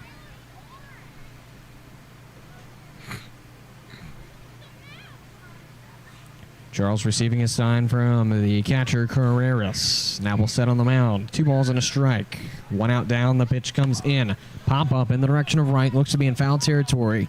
Not quite sure if it's leaving yet. And it will be just out of the reach of the right fielder, Prince, as he overread the ball going in foul territory and just missed that play. Yep, he overread it, and again, like I said earlier, on a foul ball where those are very hard to read, it's even harder for a fielder who has to make that long of a run to the ball, pay attention to where the fence is, and also look to see where the ball is starting to drift. And in this case, it fell in foul territory, so that was a plus for the Cavaliers here. So it's 2-2 now coming to Tyler Schulman from the pitcher Charles, who receives his sign and sets. 1 out down as the 2-2 comes in. That's going to be popped up on the other direction, going into left field. Rather going to be played at third base by Garner, who will make the catch right at the third baseline, probably about 5 or so feet from the outfield lip. 41, Caden Christman. So I'll bring up the catcher for tonight, Caden Christman. Comes into this 5th plate appearance sitting 2 for 4 with 2 singles and an RBI. So pretty similar, very similar statistics to Tyler Schulman. As this first pitch is called for a strike, the count is now 0-1. So Christman was struggling a little bit coming into tonight. So it's good to see that he's been able to get some action going so far. Charles sets on the mound with the 0-1. The pitch comes in, and that's going to be low and away. More towards the left-handed batter's box. Would have stayed in the zone, but just again too low. Ball 1, 1-1 even count now. So Charles gets ready to deliver the pitch, throws the pitch, and that is just a bit outside for ball 2. So the count is now 2-1 on the batter, Christman. Cavaliers are looking to try and get some more insurance runs here before they go into the top half of the 9th inning, up by 5 runs, as this next pitch is low and away, ball 3. The 3-1 will be pitch number 43, it appears, of the night for Matthew Charles. 23 strikes, 19 balls. As he will set on the mound. 3 balls and a strike. The pitch comes in to Christman. That'll be a wave and a miss for strike 2, and a payoff will decide what happens with this 8th inning. So Christman is looking to extend the inning here, as Charles is looking to finish this third batter of the inning as the pitch is delivered and swung on and missed for strike 3 and out number 3 of the inning. So we'll retire the side in order and bring up the top half of the 9th inning for the Braves.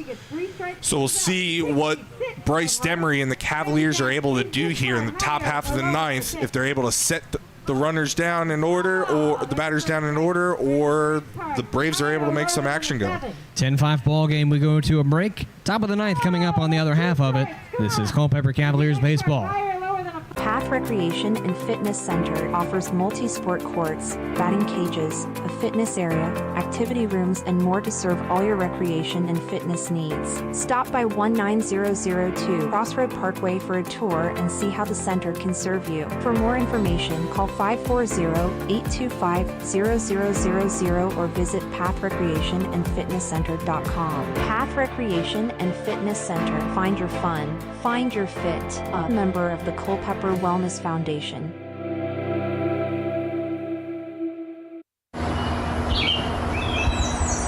Summer is here, and now is the best time to get your air conditioner serviced or a new one installed by the professionals at Workman Mechanical. With personalized service, Workman Mechanical makes sure that customer satisfaction is guaranteed. Need us in the off-season? We service all major brand heating systems, electrical and plumbing systems as well. For your next electrical, plumbing, HVAC, and indoor air quality system servicing, contact Workman Mechanical by phone at 540-727-9555 or online at workmanmechanical.com.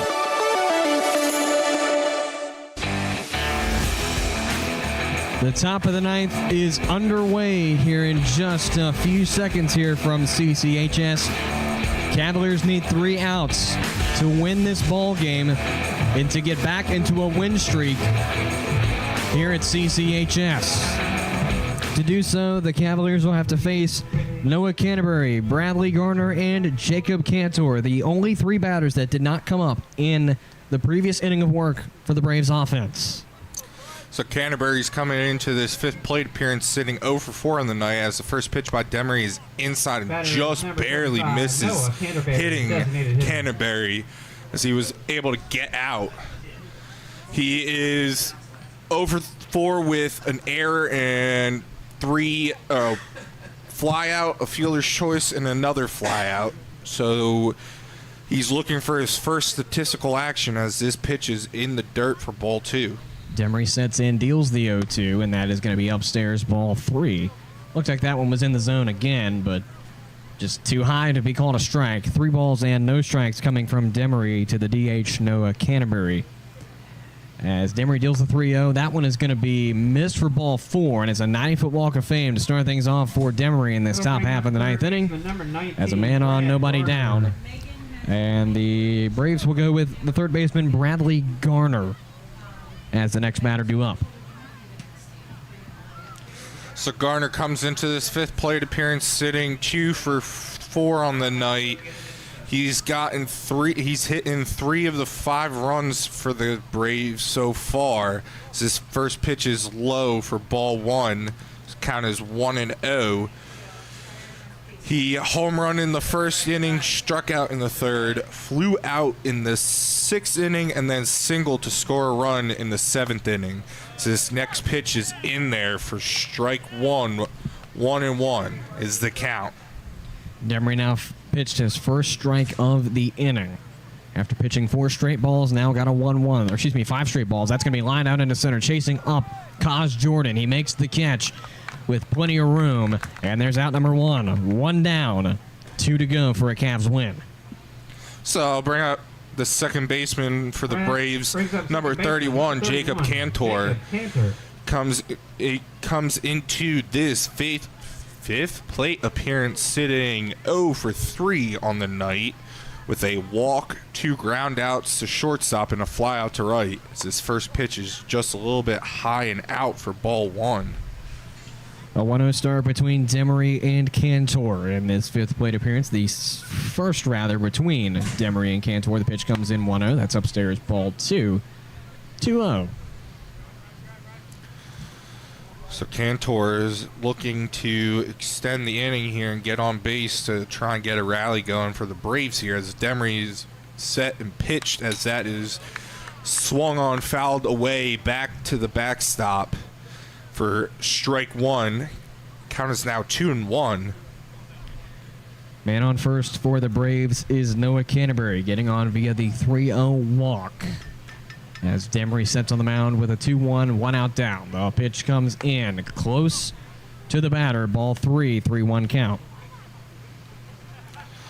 So Demery, obviously not intentionally, has gotten quite a few of those pitches to brush the batter back.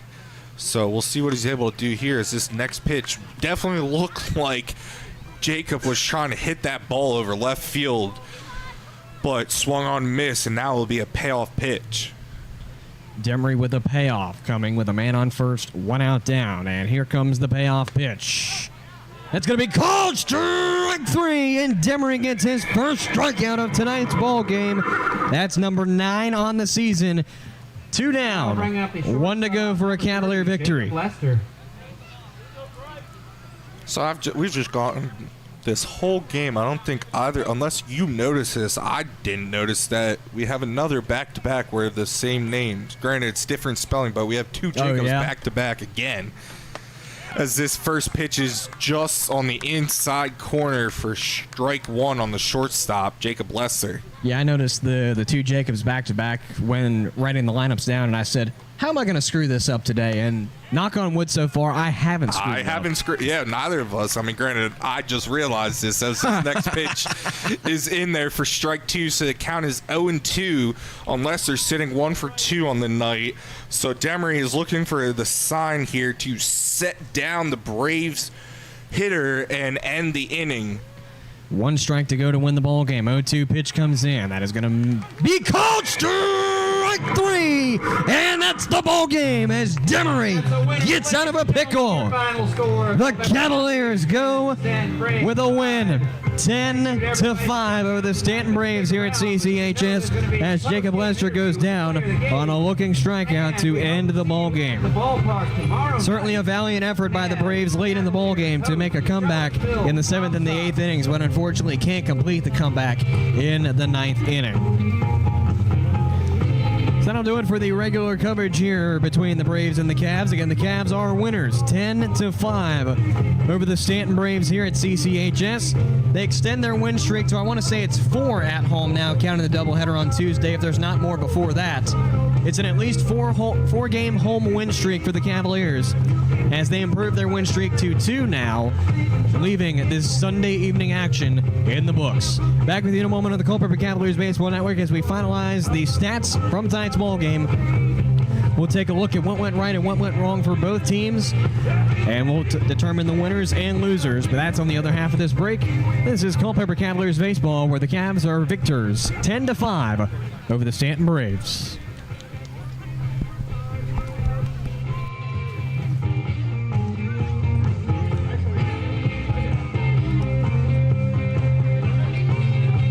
Culpeper Battlefield Tours, LLC is a proud sponsor of the Culpeper Cavaliers. Culpeper Battlefield Tours launched in 2022 to provide tours of Culpeper's historic battlefields and sites. Tours of 2 or 3 hours can be customized of Brandy Station Battlefield, Buford's Knoll, Fleetwood Hill, St. James Church, Stevensburg, and the Winter Encampment, or contact Culpeper Battlefield Tours for a specialty tour. To contact them, learn about upcoming events and more, call 540-632-4500 or visit CulpeperBattlefieldTours.com. We're going to take it down to the field where Benji Tucker has Bryce Demery sidelined with the interview. And they've dumped the water on him in the meantime. And now there's a chase trying to get Demery wet there with the water. But let's take it down to Benji Tucker on the field, who has Bryce Demery sidelined. So that's 2 home runs tonight, 4 in the past 4 games. That's pretty decent stats, I'd say. You know, what are you feeling at the plate right now? Just feeling good, I guess. Seeing the ball, hitting the ball. Just trying to hit it hard somewhere. What do you call your bat again? What's on your bat? That's genuine wood right there. Thank you, Culpeper. Hope you guys have a great night. Just like Bryce Demery tonight. So Bryce Demery is the player of the game here at Culpeper County High School. 2 games in a row, he has been determined the player of the game, and with certain distinction. As we'll get into in just a moment, he went 2 for 2 to start his first 2 plate appearances, and then came in to relieve on the mound and silenced the Braves to end the ball game. We'll be back with you in a moment as we had a brief pause to take a look at the interview on field. Bryce Demery, the player of the game. We'll get more into that in just a moment here on the Culpeper Cavaliers Baseball Network. This is Culpeper Cavaliers Baseball.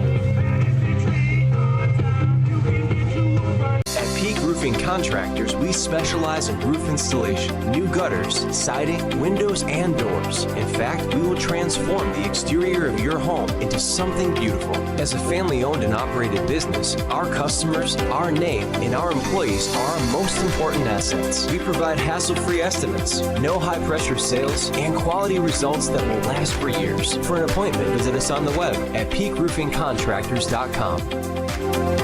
Sports, bone, spine, and joint injuries can damage everything from your game to your independence and daily life. At UVA Orthopedics of Culpeper Medical Center, we're committed to caring for your health and wellness needs from the time you walk in the door until the time you walk out. From joint replacements to finger implants, we perform some of the most difficult surgeries in the state. You can come to UVA Health and trust you'll receive the most up-to-date procedures from highly skilled and caring orthopedic specialists. Visit us at 541 Sunset Lane in Culpeper or online at uvahealth.com.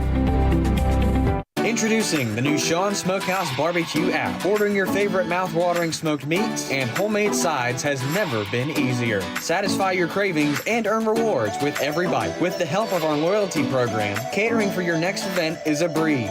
Download the new Sean Smokehouse Barbecue app and order today. Available on the App Store and Google Play.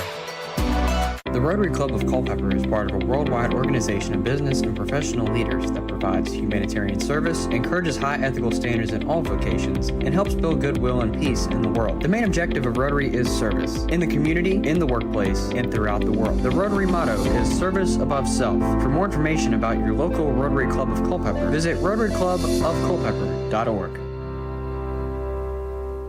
The Battlefield Area Fellowship of Christian Athletes serves over 4,000 coaches and 21,000 athletes. The Fellowship of Christian Athletes serves local youth by building relationships that will demonstrate steadfast commitment to Jesus Christ and His Word through integrity, serving, teamwork, and excellence. For more information on their work in the local area, to view upcoming events, or to even join their team, visit battlefieldfca.org.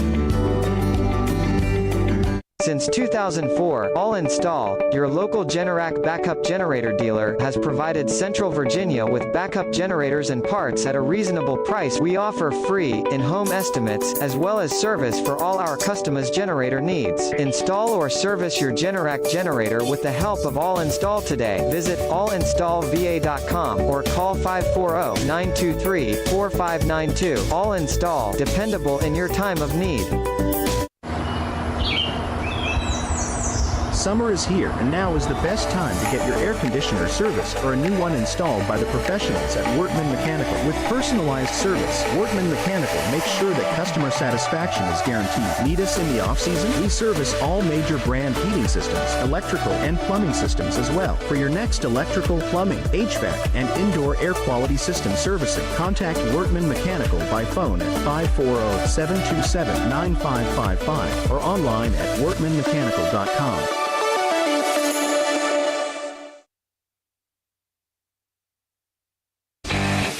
This is the post-game show, live on the Culpeper Cavaliers Baseball Network.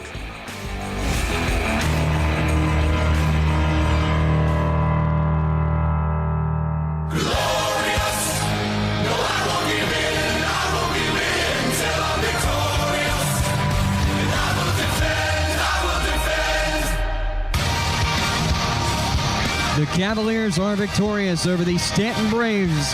Gloriously victorious here from CCHS, improving their win streak at home to at least 4 here at CCHS.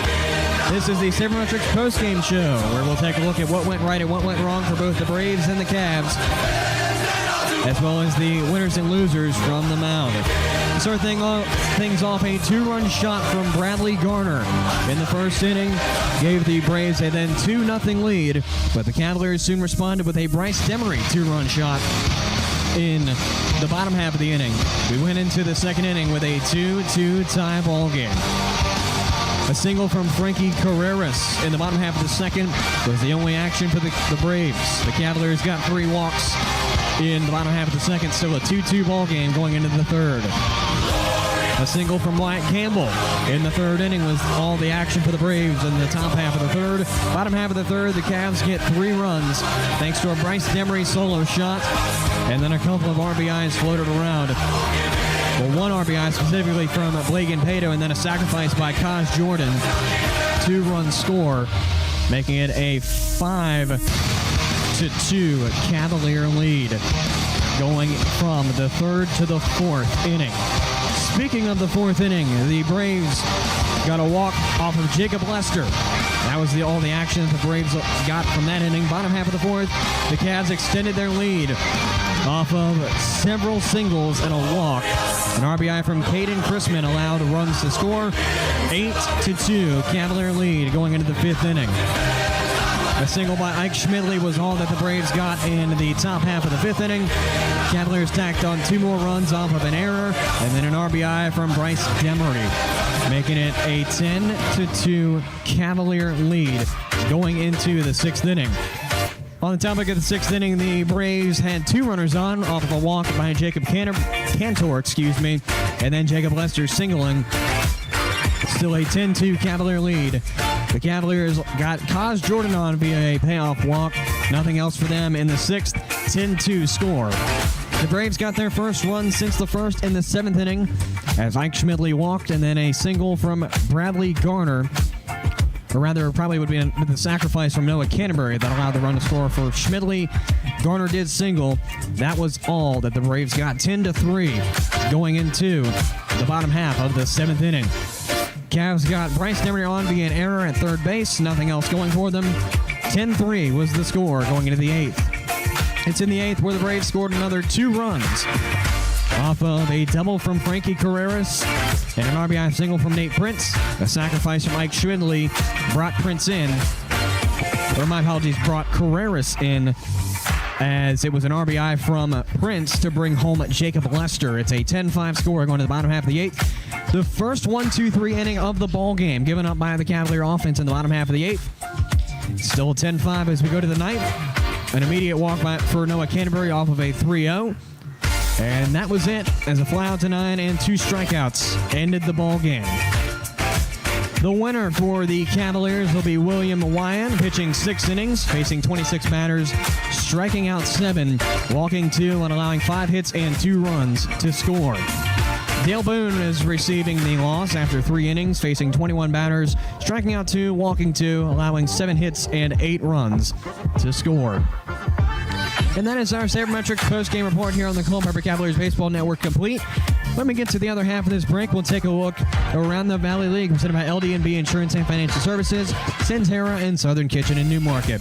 That's on the other half of this break. This is Culpeper Cavaliers Baseball.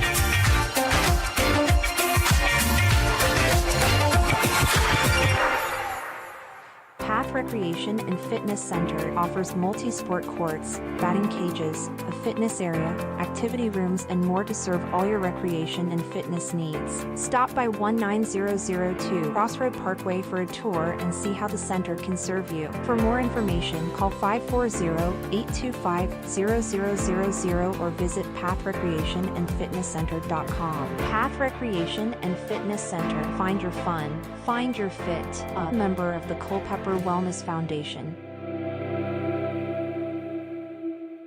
CM Contracting and Consulting provides general contracting and consulting services for commercial, government, and security construction. Our jobs range from small area remodeling to new building construction. When it comes to working with clients, our golden rule takes priority. We simply want to guarantee 100% satisfaction with the work done. Contact CM Contracting and Consulting at cmcontractingconsulting.com for all of your commercial construction, security construction, modular SCIF, and disaster recovery needs.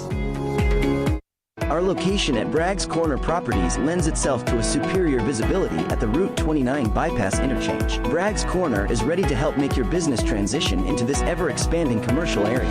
Enjoy the freedom to start, grow, or expand your business today. For questions or to open your lease, visit Bragg's Corner Properties online at braggscorner.com. That's BRAGGS corner.com. Bragg's Corner Properties, where business meets success. We may be in the barbecue business, but our joy and commitment is in serving people and the community. Sean's Barbecue is committed to impacting lives, from our ambassadors to the guests that visit our restaurants every day. We would like for all of our ambassadors to invest time and energy in making the businesses thrive by creating a positive atmosphere, engaging with one another, and connecting with our guests. Sean's Smokehouse Barbecue. Real wood, real food, real good. Culpeper Battlefield Tour.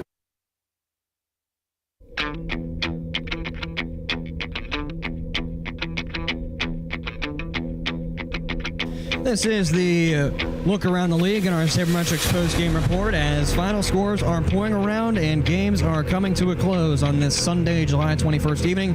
First of all, we're going to take a look around the North Division. From Jim Barnett Park, the final score, the Woodstock River Bandits take the Winchester Royals down. An 11-4 rout for the River Bandits in a game that lasted 3 hours in Winchester. From First Bank Park, the Percival Cannons are victorious over the Strasburg Express. A 7-5 win for the now top-seeded Cannons. That game lasting 3 hours as well. Rounding out the North Division look, from Bing Crosby Stadium, it's a 10-8 Newmarket Rebels lead over the homestanding Front Royal Cardinals. That game is now in the top half of the 9th inning. Looking around the South Division, the Harrisonburg Turks rout the Waynesboro Generals from Veterans Memorial Park 10-1. The game in Harrisonburg lasting 2.5 hours. A game that is currently going on, the Covington Lumberjacks are ahead of the Charlottesville Tom Sox. From Casey Field, bottom of the 9th, a 6-2 Lumberjacks. Looks to be a Lumberjacks win right there. Bottom of the 9th, a 6-2 Lumberjacks win. Going to hold for further processing. That in fact holds true. Bottom of the 9th, a 6-2 Tom Sox defeat as the Lumberjacks are victorious over the Tom Sox in Casey Field.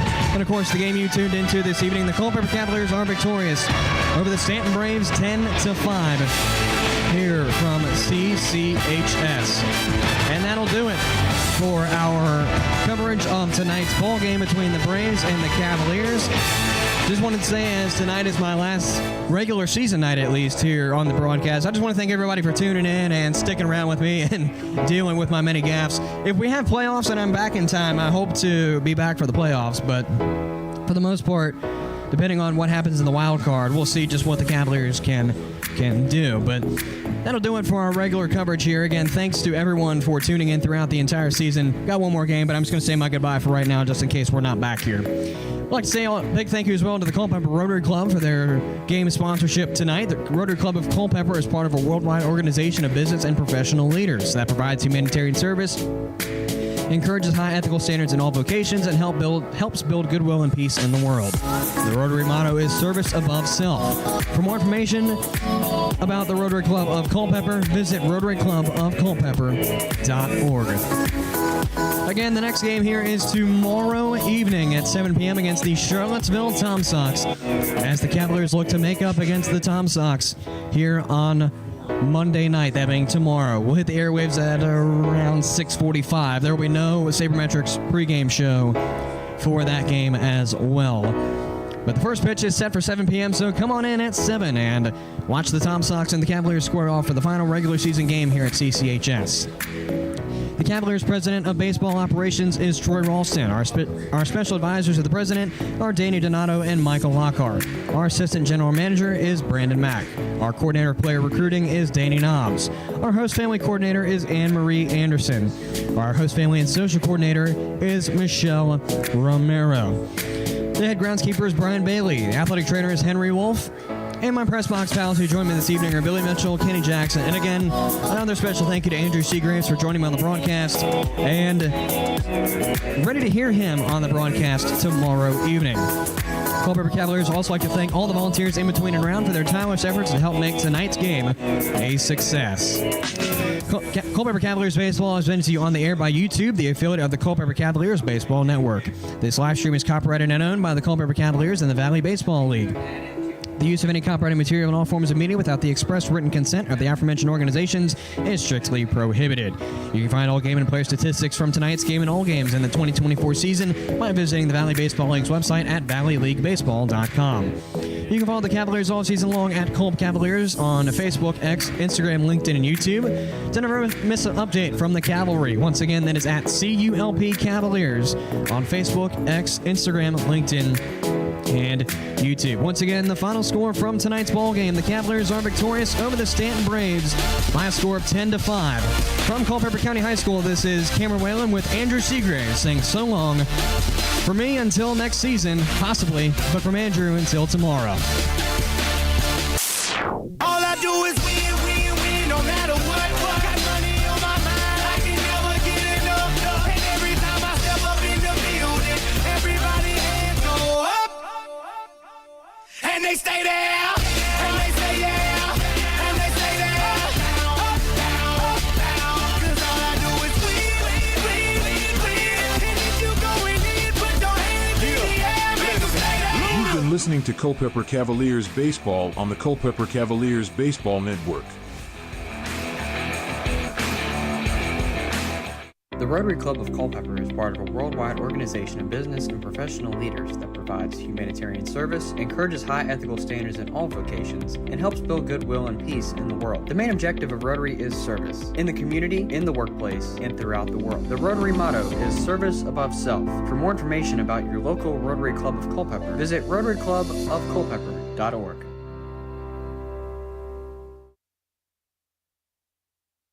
CM Contracting and Consulting provides general contracting and consulting services for commercial, government,